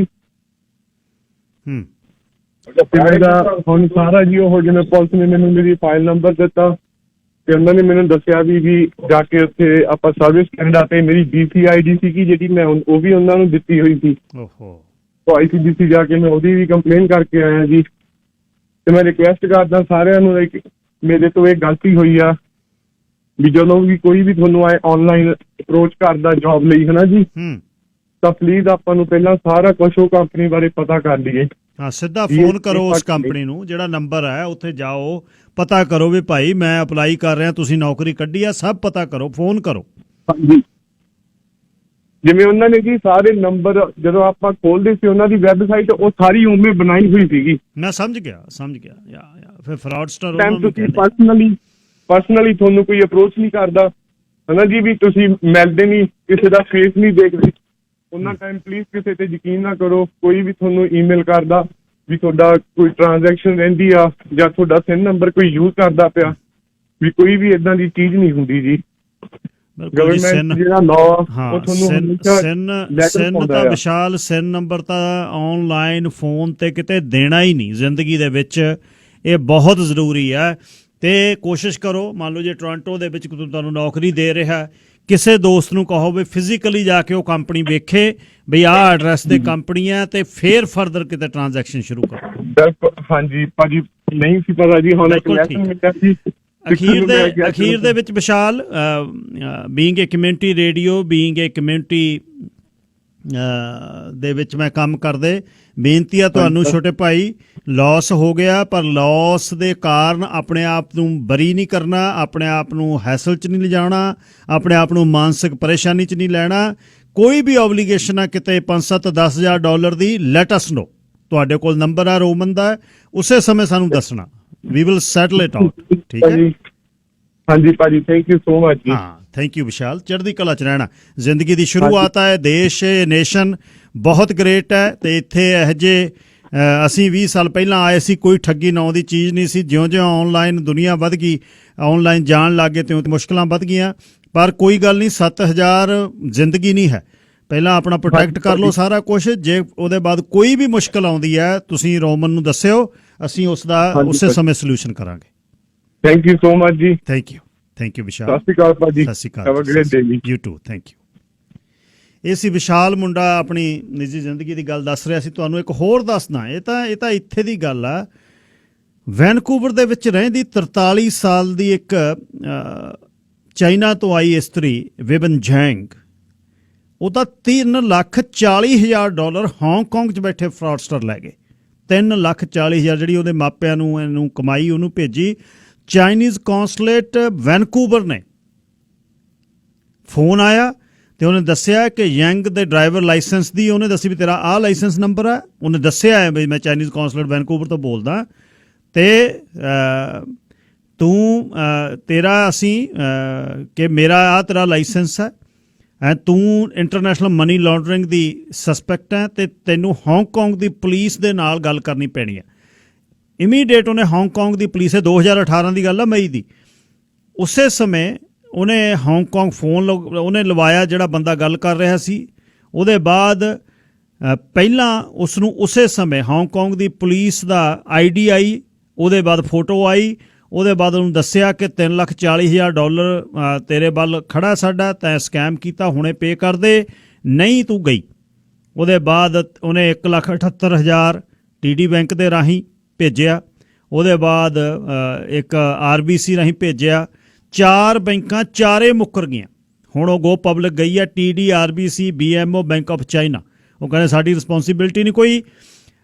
ਪ੍ਰੋਫੈਸਰ ਫਾਈਨੈਂਸ਼ੀਅਲ ਕ੍ਰਾਈਮ ਐਕਸਪਰਟ ਵਨੀਸਾ ਲੈਫੋਲਾ, ਉਹ ਕਹਿੰਦੇ ਵੀ 30 ਸੈਕਿੰਡ ਲੱਗਦਾ ਬੈਂਕ ਨੂੰ, ਜਦ ਹੋਰ ਕੁਐਸਚਨ ਜੇ ਉਹ ਪੁੱਛ ਲਵੇ ਤਾਂ ਉਸੇ ਸਮੇਂ ਸਭ ਉਹ ਲੱਭ ਸਕਦੇ ਆ ਵੀ ਇੱਥੇ ਕੀ ਇੱਥੇ ਮੁਸ਼ਕਲ ਹੈ।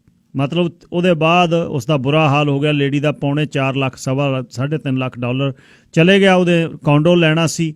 ਸੋ ਇਹੋ ਜਿਹਾ ਕੁਝ ਚੱਲਦਾ। ਪਲੀਜ਼ ਖਿਆਲ ਰੱਖੋ। ਇਹ assistant professor of criminology Saint Mary University Halifax ਦੇ ਵਿੱਚ ਸੀ, ਜਿਹੜੀ ਪ੍ਰੋਫੈਸਰ ਉਹਨੇ ਦੱਸਿਆ। ਉਹ ਕਹਿੰਦੀ ਬੈਂਕ ਜਦ ਆਨਲਾਈਨ ਟ੍ਰਾਂਜੈਕਸ਼ਨ ਕਰਦੀ ਹੈ, ਜੇ 3 ਕੁਐਸਚਨ ਪੁੱਛ ਲਵੇ ਤਾਂ 1 ਮਿੰਟ 'ਚ ਪਤਾ ਲੱਗ ਜਾਂਦਾ ਹੈ ਕਿ ਇੱਥੋਂ ਕਿਵੇਂ ਬੰਦ ਹੋ ਸਕਦੀ ਹੈ। ਤੂਰ ਸਾਹਿਬ, ਲਾਈਨ ਨੰਬਰ 1। ਤੂਰ ਸਾਹਿਬ ਜੀ ਇੱਧਰ ਆ ਜਾਓ। ਨਹੀਂ ਜੀ, ਔਨ 에ਅਰ ਨਾ ਕਰੀਏ ਆਪਾਂ। ਵਿਸ਼ਵ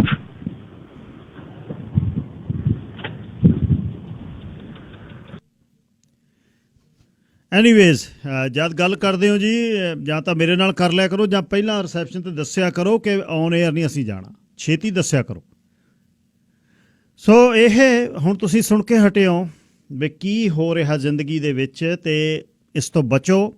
ਇਸ ਚਾਈਨੀਜ਼ ਲੇਡੀ ਨੂੰ ਇੰਨਾ ਉਹਨਾਂ ਨੇ ਜਿਹੜਾ ਫਸਾਇਆ ਕਿ ਚਾਈਨੀਜ਼ ਕੌਂਸਲਰ ਜਨਰਲ ਤੇ ਅਸੀਂ ਬੋਲ ਰਹੇ ਹਾਂ, ਅਸੀਂ ਇੰਪਲਾਈ ਹਾਂ। ਉਹ ਵੀ ਇਸਤਰੀ ਨੇ ਫੋਨ ਕੀਤਾ। ਯੰਗ ਦਾ ਡਰਾਈਵਿੰਗ ਲਾਇਸੈਂਸ ਦੱਸਤਾ ਉਹਨੇ, ਤੇ ਕਿ ਤੂੰ ਸਸਪੈਕਟ ਹੈ ਇੰਟਰਨੈਸ਼ਨਲ ਮਨੀ ਲਾਂਡਰਿੰਗ ਦੇ ਵਿੱਚ, ਸਕੈਮ ਦੇ ਵਿੱਚ, ਤੇ ਹੁਣੇ ਤੈਨੂੰ ਹਾਂਗਕਾਂਗ ਦੀ ਪੁਲਿਸ ਨਾਲ ਗੱਲ ਕਰਨੀ ਪੈਣੀ ਹੈ ਉਸੇ ਸਮੇਂ, ਨਹੀਂ ਤਾਂ ਅਰੈਸਟ ਕਰਾਂਗੇ।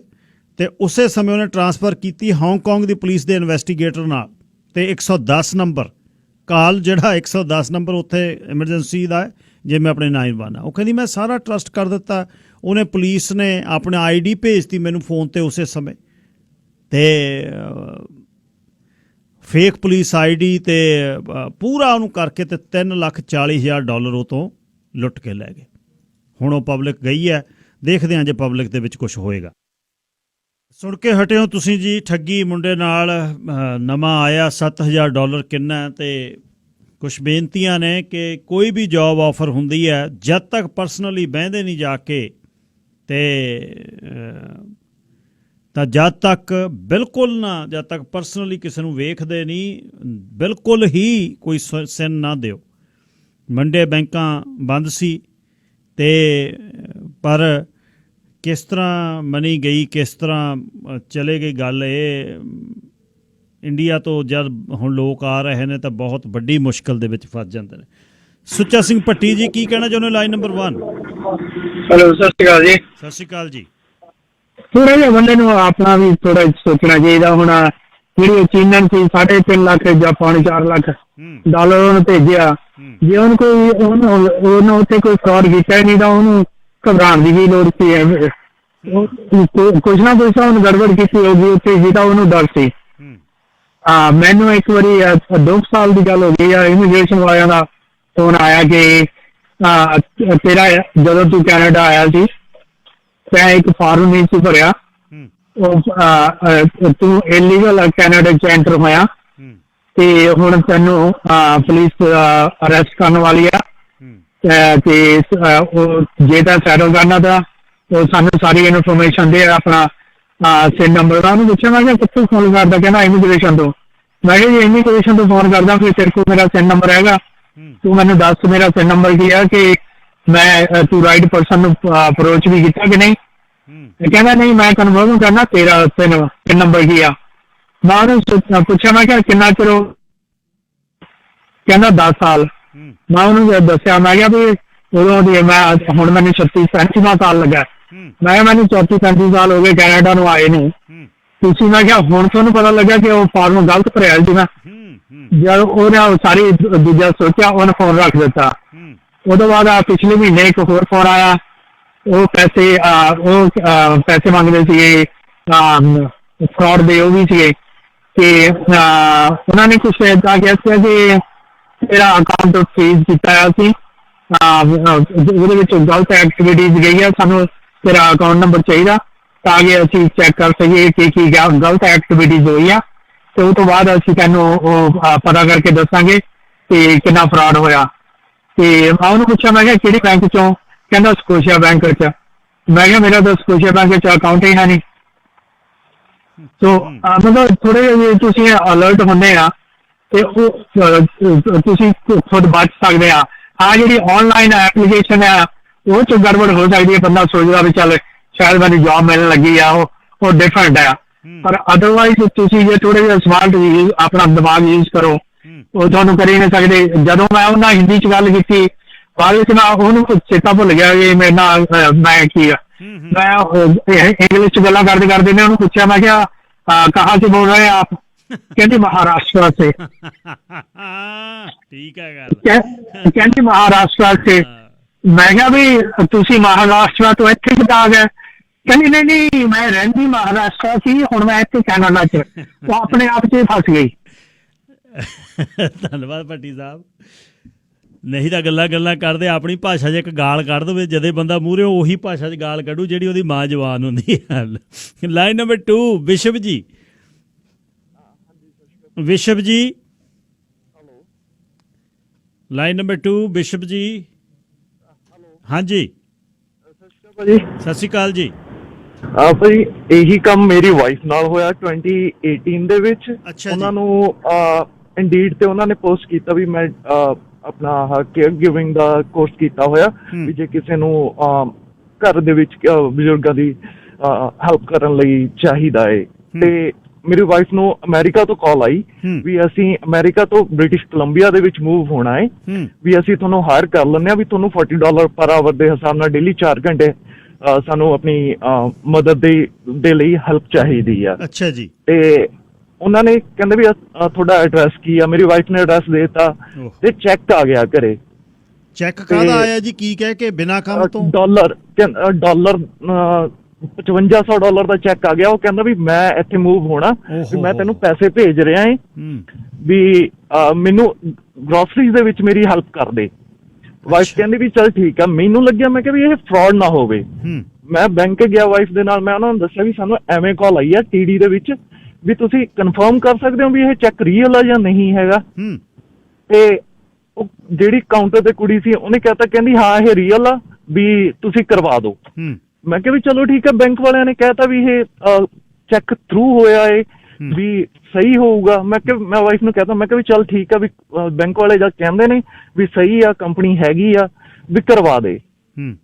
ਤੇ ਉਹ ਕਹਿੰਦਾ, ਪਹਿਲਾਂ ਕਹਿੰਦਾ $3000 ਕਢਵਾ ਲੈ, ਫਿਰ ਕਹਿੰਦਾ $3500 ਕਢਵਾ ਕੇ ਆਹ ਬੰਦੇ ਨੂੰ ਦੇ ਦੇ। ਥੋੜੀ ਦੇਰ ਬਾਅਦ ਕਾਲ ਆ ਗਈ, ਕਹਿੰਦਾ ਨਹੀਂ ਐਂ ਕਰ, ਇਹਦੇ ਤੇ ਜਾ ਕੇ ਕਰਵਾ ਦੇ ATM ਤੋਂ, ਜਿਵੇਂ ਉਹ ਵੀਰ ਨੇ ਕਿਹਾ ਵੀ 76 ਵਾਲੇ ਤੇ।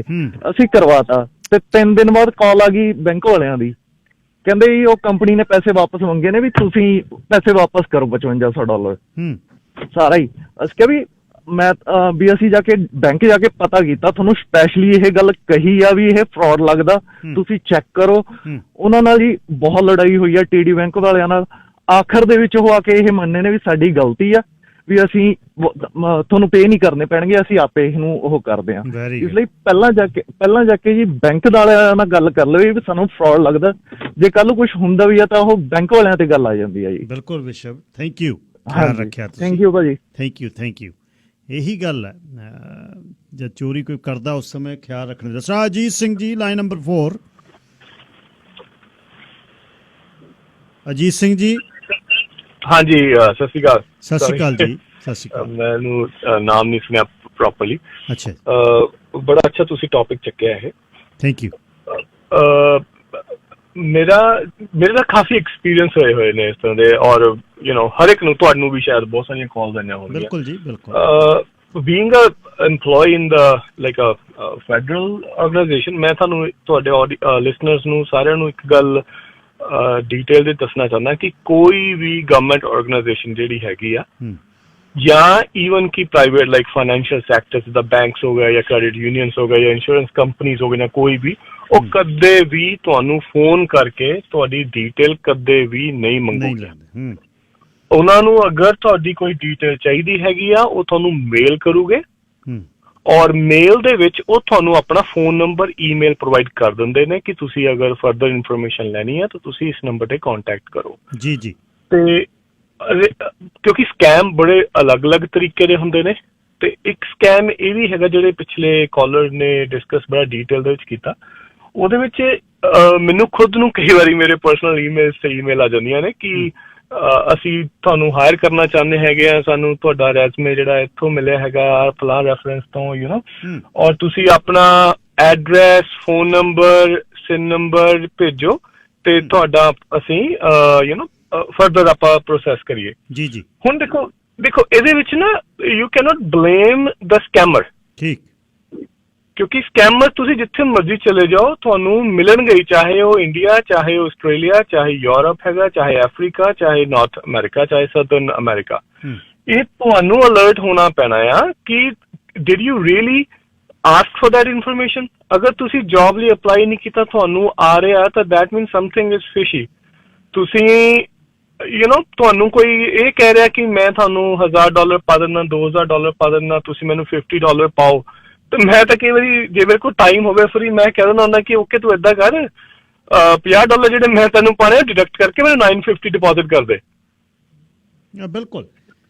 ਤੇ ਇਹ ਤੁਹਾਨੂੰ ਥੋੜਾ ਜਿਹਾ ਤੁਹਾਨੂੰ ਆਪ ਨੂੰ ਅਲਰਟ ਹੋਣਾ ਪੈਣਾ। ਔਰ ਇੱਕ ਚੀਜ਼ ਹੋਰ ਵੀ ਹੈ ਕਿ ਜਦੋਂ ਨਾ ਕਹਿੰਦੇ ਹੁੰਦੇ ਆਪਣੇ ਪੰਜਾਬੀ ਚ ਕਹਾਵਤ ਹੈ ਕਿ ਚੋਰ ਕੀ ਦਾੜੀ ਮੈਂ ਤਿਨਕਾ। ਜਦੋਂ ਨਾ ਅਸੀਂ ਕਿਸੇ ਪਾਸਿਓਂ ਥੋੜੇ ਜਿਹਾ ਕਿਤੇ ਲੂਜ਼ ਹੁੰਦੇ ਆ, ਉੱਥੋਂ ਹੀ ਭੱਜਦੇ ਆ।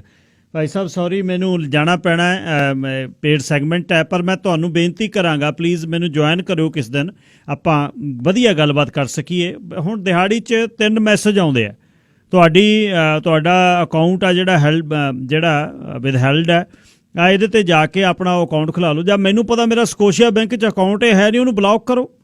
ਹੁਣ ਮੇਰੇ ਨਾਲ ਕ੍ਰੈਡਿਟ ਗੁਰੂ ਰਾਣਾ ਆਹਲੂਵਾਲੀਆ ਜੀ ਨੇ ਉਹੀ ਗੱਲ ਚੱਲ ਰਹੀ ਹੈ, ਇਹਨਾਂ ਤੋਂ ਪੁੱਛਦੇ ਆ ਵੀ ਕ੍ਰੈਡਿਟ ਫਿਰ ਜੇ ਵਿਗੜ ਜਾਵੇ ਸਾਂਭਣਾ ਕਿਵੇਂ। ਰਾਣਾ ਜੀ ਸਵਾਗਤ, ਸਤਿ ਸ੍ਰੀ ਅਕਾਲ। ਰਾਣਾ ਜੀ ਹੈਲੋ। ਹਾਂਜੀ ਸਤਿ ਸ਼੍ਰੀ ਅਕਾਲ ਵੀਰ ਜੀ। ਸਤਿ ਸ਼੍ਰੀ ਅਕਾਲ ਰਾਣਾ ਜੀ। ਲੋਕਾਂ ਨਾਲ ਸਕੈਮਸ ਦੀਆਂ ਗੱਲਾਂ ਕਰ ਰਹੇ ਸੀ ਤੇ ਜਦ ਤੁਹਾਡਾ ਸੈਗਮੈਂਟ ਆ ਗਿਆ ਕ੍ਰੈਡਿਟ ਗੁਰੂ ਦੇ ਤੌਰ ਤੇ, ਅੱਛਾ, ਮੈਨੂੰ ਐਂ ਦੱਸਿਓ ਵੀ ਇਹ ਜਿਹੜੀਆਂ ਮੁਸ਼ਕਲਾਂ ਪੈ ਜਾਂਦੀਆਂ ਨੇ, ਬੰਦਿਆਂ ਨਾਲ ਸਕੈਮ ਹੋ ਜਾਂਦਾ ਜਾਂ ਕਈਆਂ ਦੇ ਕਾਮਨ ਨੇਮ ਦੇ ਨਾਲ ਪੈਸੇ ਤੁਹਾਡੇ ਨਾਂ ਤੇ ਪੈ ਜਾਂਦੇ ਨੇ, ਤੇ ਜਦ ਐਕੁਆਫੈਕਸ ਵਾਲੇ ਜਾਂ ਤੁਸੀਂ ਲੋਨ ਅਪਲਾਈ ਕਰਦੇ ਹੋ ਐਕੁਆਫੈਕਸ ਦੇ ਵਿੱਚ ਤੁਹਾਡੇ ਨਾਂ ਦਾ ਕੁਝ ਡੈਟ ਪਿਆ ਹੁੰਦਾ, ਇਹ ਨਾਂ ਇਹ ਕਿਵੇਂ ਰੱਖਿਆ ਜਾਵੇ ਵੀ ਕ੍ਰੈਡਿਟ ਆਪਣਾ ਵਧੀਆ ਕਿਵੇਂ ਰੱਖਿਆ ਜਾਵੇ ਜੀ? ਭਾਜੀ ਸਭ ਤੋਂ ਪਹਿਲਾਂ ਸਾਰੇ ਹੀ ਸਰੋਤਿਆਂ ਨੂੰ ਆਪ ਹਰਜੀਤ ਭਾਜੀ ਦਾ ਜਿੰਨੇ ਵੀ ਇਸ ਵੇਲੇ ਪ੍ਰੋਗਰਾਮ ਸੁਣ ਰਹੇ, ਸ਼ੇਰੇ ਪੰਜਾਬ ਰੇਡੀਓ ਸੁਣ ਰਹੇ ਨੇ, ਦੂਰ ਦੂਰ ਤੱਕ, ਉਹਨਾਂ ਸਾਰਿਆਂ ਨੂੰ ਮੇਰੇ ਵੱਲੋਂ ਪਿਆਰ ਭਰੀ ਤੇ ਸਤਿਕਾਰ ਭਰੀ ਸਤਿ ਸ਼੍ਰੀ ਅਕਾਲ। ਸਤਿ ਸ਼੍ਰੀ ਅਕਾਲ ਜੀ। ਸਭ ਤੋਂ ਪਹਿਲਾਂ ਭਾਈ ਜਿਹੜਾ ਮੈਂ ਸੁਣ ਰਿਹਾ ਸੀਗਾ, ਛੋਟਾ ਵੀਰ ਆਪਣਾ ਕੁਝ ਕਹਿ ਕੇ ਗਿਆ ਸੀ ਸਕੈਮਸ ਬਾਰੇ। ਤੁਹਾਨੂੰ 3-4 ਤਰ੍ਹਾਂ ਦੇ ਤਰੀਕੇ ਦੇ ਸਕੈਮਸ ਆਉਂਦੇ ਨੇ। ਇੱਕ ਤੁਹਾਨੂੰ CRA ਦੀ ਅੱਜ ਕੱਲ੍ਹ ਫੋਨ ਕਾਲਸ ਆਉਂਦੀਆਂ ਪਈਆਂ ਜੀ। ਇੱਕ ਤੁਹਾਨੂੰ ਟੈਕਸਟ ਮੈਸੇਜ ਆਉਂਦਾ ਕਿ ਤੁਹਾਡੀ ਪੇਮੈਂਟ ਹੋਣੀ ਹੈ ਜਮ੍ਹਾਂ, ਤੇ ਤੁਸੀਂ ਜਮ੍ਹਾਂ ਕਰਾ ਦਿਓ, ਤੁਸੀਂ ਲੇਟ ਹੋ ਗਏ ਹੋ। ਇੱਕ ਤੁਹਾਨੂੰ ਬੈਂਕਾਂ ਦੇ ਡੁਪਲੀਕੇਟ ਬਣ ਕੇ ਤੁਹਾਨੂੰ ਈਮੇਲਸ ਆ ਰਹੇ ਨੇ, ਤੇ ਇੱਕ ਤੁਹਾਨੂੰ ਇੰਟਰੈਕਟ ਦਾ ਈਮੇਲ ਡੁਪਲੀਕੇਟ ਬਣ ਕੇ ਆ ਰਿਹਾ। ਬਿਲਕੁਲ ਠੀਕ ਹੈ। ਸਭ ਤੋਂ ਪਹਿਲਾਂ ਤੁਸੀਂ ਜਦੋਂ ਤੁਹਾਨੂੰ ਇਦਾਂ ਦਾ ਕੋਈ ਈਮੇਲ ਆਉਂਦਾ ਹੈ, ਉਹਦੇ ਇੱਕੋ ਹੀ ਨਿਸ਼ਾਨੀ ਹੈ ਜਦੋਂ ਜਿੱਥੋਂ ਈਮੇਲ ਆਇਆ ਕਿ ਤੁਸੀਂ ਉਹ ਦੇਖੋ ਕਿ ਤੁਹਾਡੀ ਉਹ ਬੈਂਕ ਦਾ ਈਮੇਲ ਪਿੱਛੇ ਹੈਗਾ ਕਿ ਨਹੀਂ ਹੈਗਾ, ਜਿੱਦਾਂ ਕਿ rbc.com ਹੈਗਾ ਕਿ ਨਹੀਂ ਹੈਗਾ। ਉਹ ਈਮੇਲ ਹੀ ਕਿਸੇ ਵੱਖਰੇ ਦਾ ਹੁੰਦਾ, ਇਸ ਕਰਕੇ ਤੁਹਾਨੂੰ ਰਾਈਟ ਵੇ ਪਤਾ ਲੱਗ ਜਾਂਦਾ। ਇਸ ਕਰਕੇ ਪਹਿਲੀ ਗੱਲ, ਬੈਂਕ ਜਾਂ CRA ਜਾਂ ਕੋਈ ਐਸਾ ਆਪਣਾ ਕੈਨੇਡੀਅਨ ਫਾਈਨੈਂਸ਼ੀਅਲ ਇੰਸਟੀਟਿਊਟ ਤੁਹਾਨੂੰ ਕੋਈ ਈਮੇਲ ਨਹੀਂ ਭੇਜਦਾ ਕਿ ਤੁਹਾਡੀ ਪੇਮੈਂਟ ਡਿਲੇ ਹੋ ਗਈ ਜਾਂ ਕੁਛ ਹੋ ਗਈ। ਉਹ ਤੁਹਾਨੂੰ ਜਾਂ ਤੁਹਾਨੂੰ ਕਾਲ ਕਰਦੇ ਜਾਂ ਤੁਹਾਡੇ ਕ੍ਰੈਡਿਟ ਕਾਰਡ ਤੇ ਅਲਰਟ ਪਾ ਦਿੰਦੇ ਨੇ। ਜਦੋਂ ਤੁਹਾਨੂੰ ਕਾਲ ਕਰਦੇ ਨੇ ਕਿਉਂਕਿ ਠੀਕ ਹੈ ਜੀ ਅਸੀਂ ਬੈਂਕ 'ਚ ਜਾ ਕੇ ਆਪਣੀ ਪੇਮੈਂਟ ਕਰਾਵਾਂਗੇ ਦੱਸੇ, ਜਦੋਂ ਤੁਸੀਂ ਜ਼ਿਆਦੀਆਂ ਗੱਲਾਂ ਕਰਨ ਲੱਗ ਪੈਂਦੇ ਹੋ ਤੁਹਾਨੂੰ ਗੱਲਾਂ 'ਚ ਉਲਝਾ ਲੈਂਦੇ ਨੇ। ਇੱਕ ਸ਼ੋਅ ਹੈਗਾ ਜੀ ਜਾਮਤਾਰਾ, ਜਿਹੜਾ ਕਿ ਨੈਟਫਲਿਕਸ ਤੇ ਪਿਆ ਹੋਇਆ।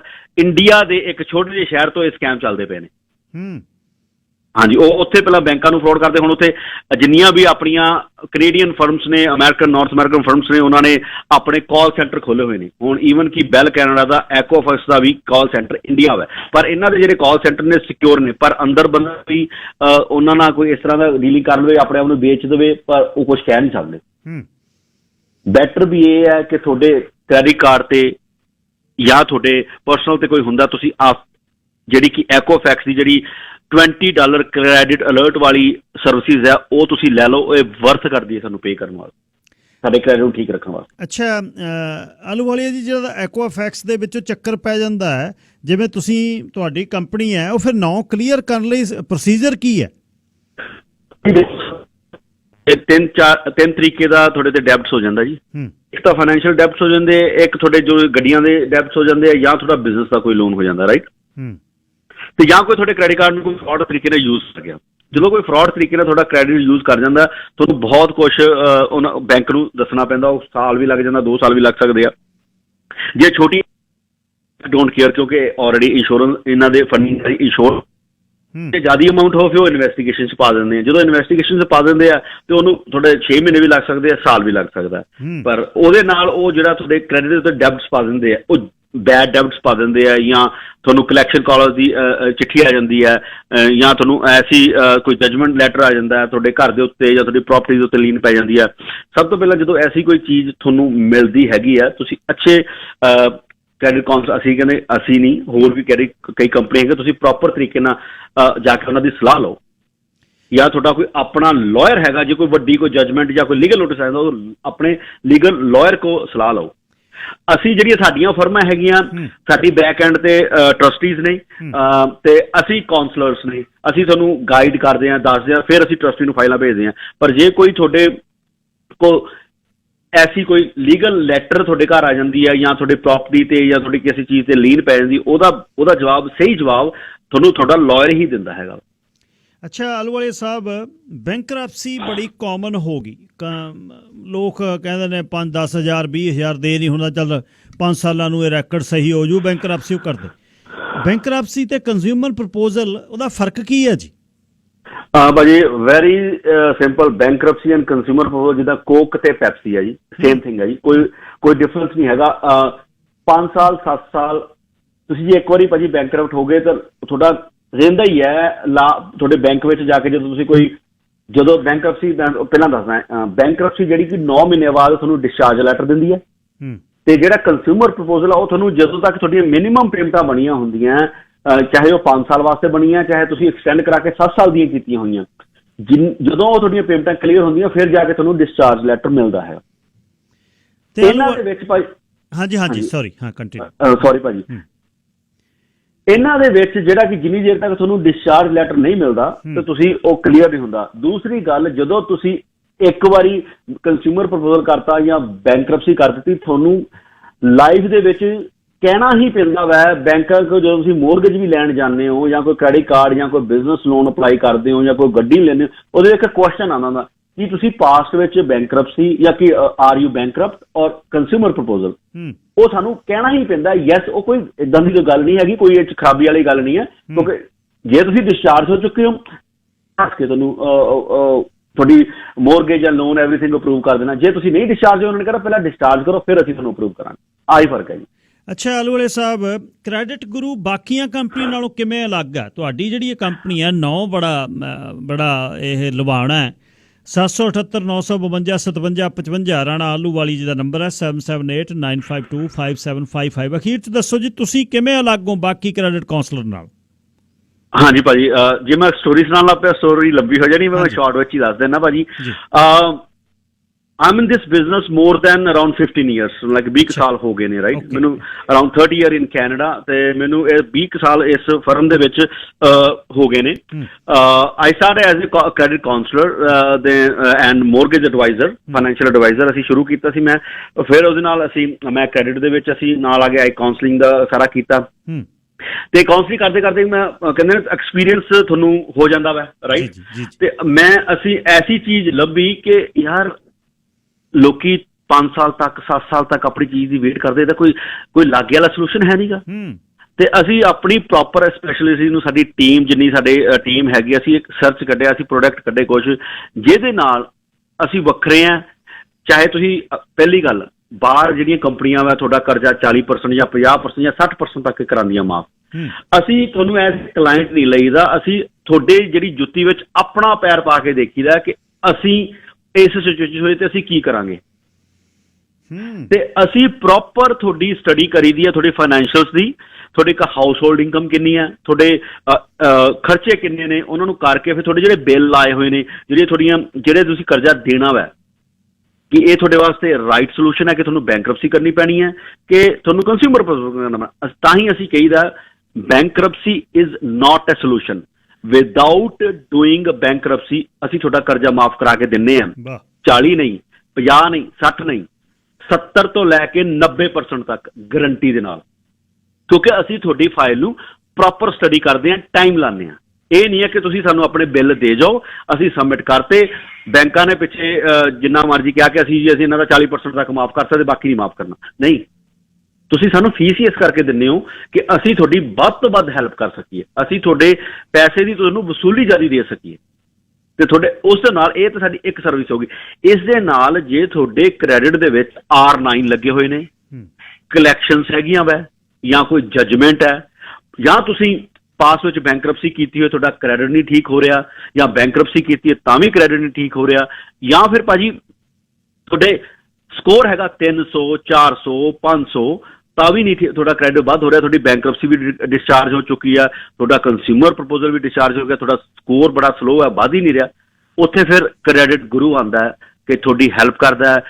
ਲੀਗਲ ਤਰੀਕੇ ਨਾਲ ਅਸੀਂ R9 ਕਲੈਕਸ਼ਨ ਜਜਮੈਂਟ ਨੂੰ ਰਿਮੂਵ ਕਰਕੇ ਦਿੰਨੇ ਆ, ਤੇ ਤੁਹਾਡਾ ਜਿਹੜਾ ਸਕੋਰ ਘਟਿਆ ਹੁੰਦਾ ਵਾ 300 ਜਾਂ 400 ਜਾਂ 500 ਹੁੰਦਾ, ਉਹਨੂੰ 700 ਤੱਕ ਪਹੁੰਚਾ ਕੇ ਦੇਈਦਾ, ਐਕਸੀਲੈਂਟ ਕਰਕੇ ਦਿੰਨੇ ਆ ਗਰੰਟੀ ਦੇ ਨਾਲ, ਰਿਟਰਨ ਭਾਜੀ। 778 952 57 55 ਰਾਣਾ ਆਲੂਵਾਲੀਆ ਕ੍ਰੈਡਿਟ ਗੁਰੂ ਤੋਂ। ਅਗਲੇ ਸੋਮਵਾਰ ਫੇਰ ਗੱਲਬਾਤ ਕਰਾਂਗੇ ਜੀ। ਧੰਨਵਾਦ। ਥੈਂਕ ਯੂ ਭਾਜੀ, thank you very much. Thank you. ਇਹ ਸਨ ਰਾਣਾ ਆਲੂਵਾਲੀਆ ਜੀ। ਇਹ ਸੀ ਜੀ ਅੱਜ ਦਾ ਪ੍ਰੋਗਰਾਮ, ਤੇ ਕੱਲ੍ਹ ਨੂੰ 9 ਵਜੇ ਫੇਰ ਮੁੜਦੇ ਹਾਂ।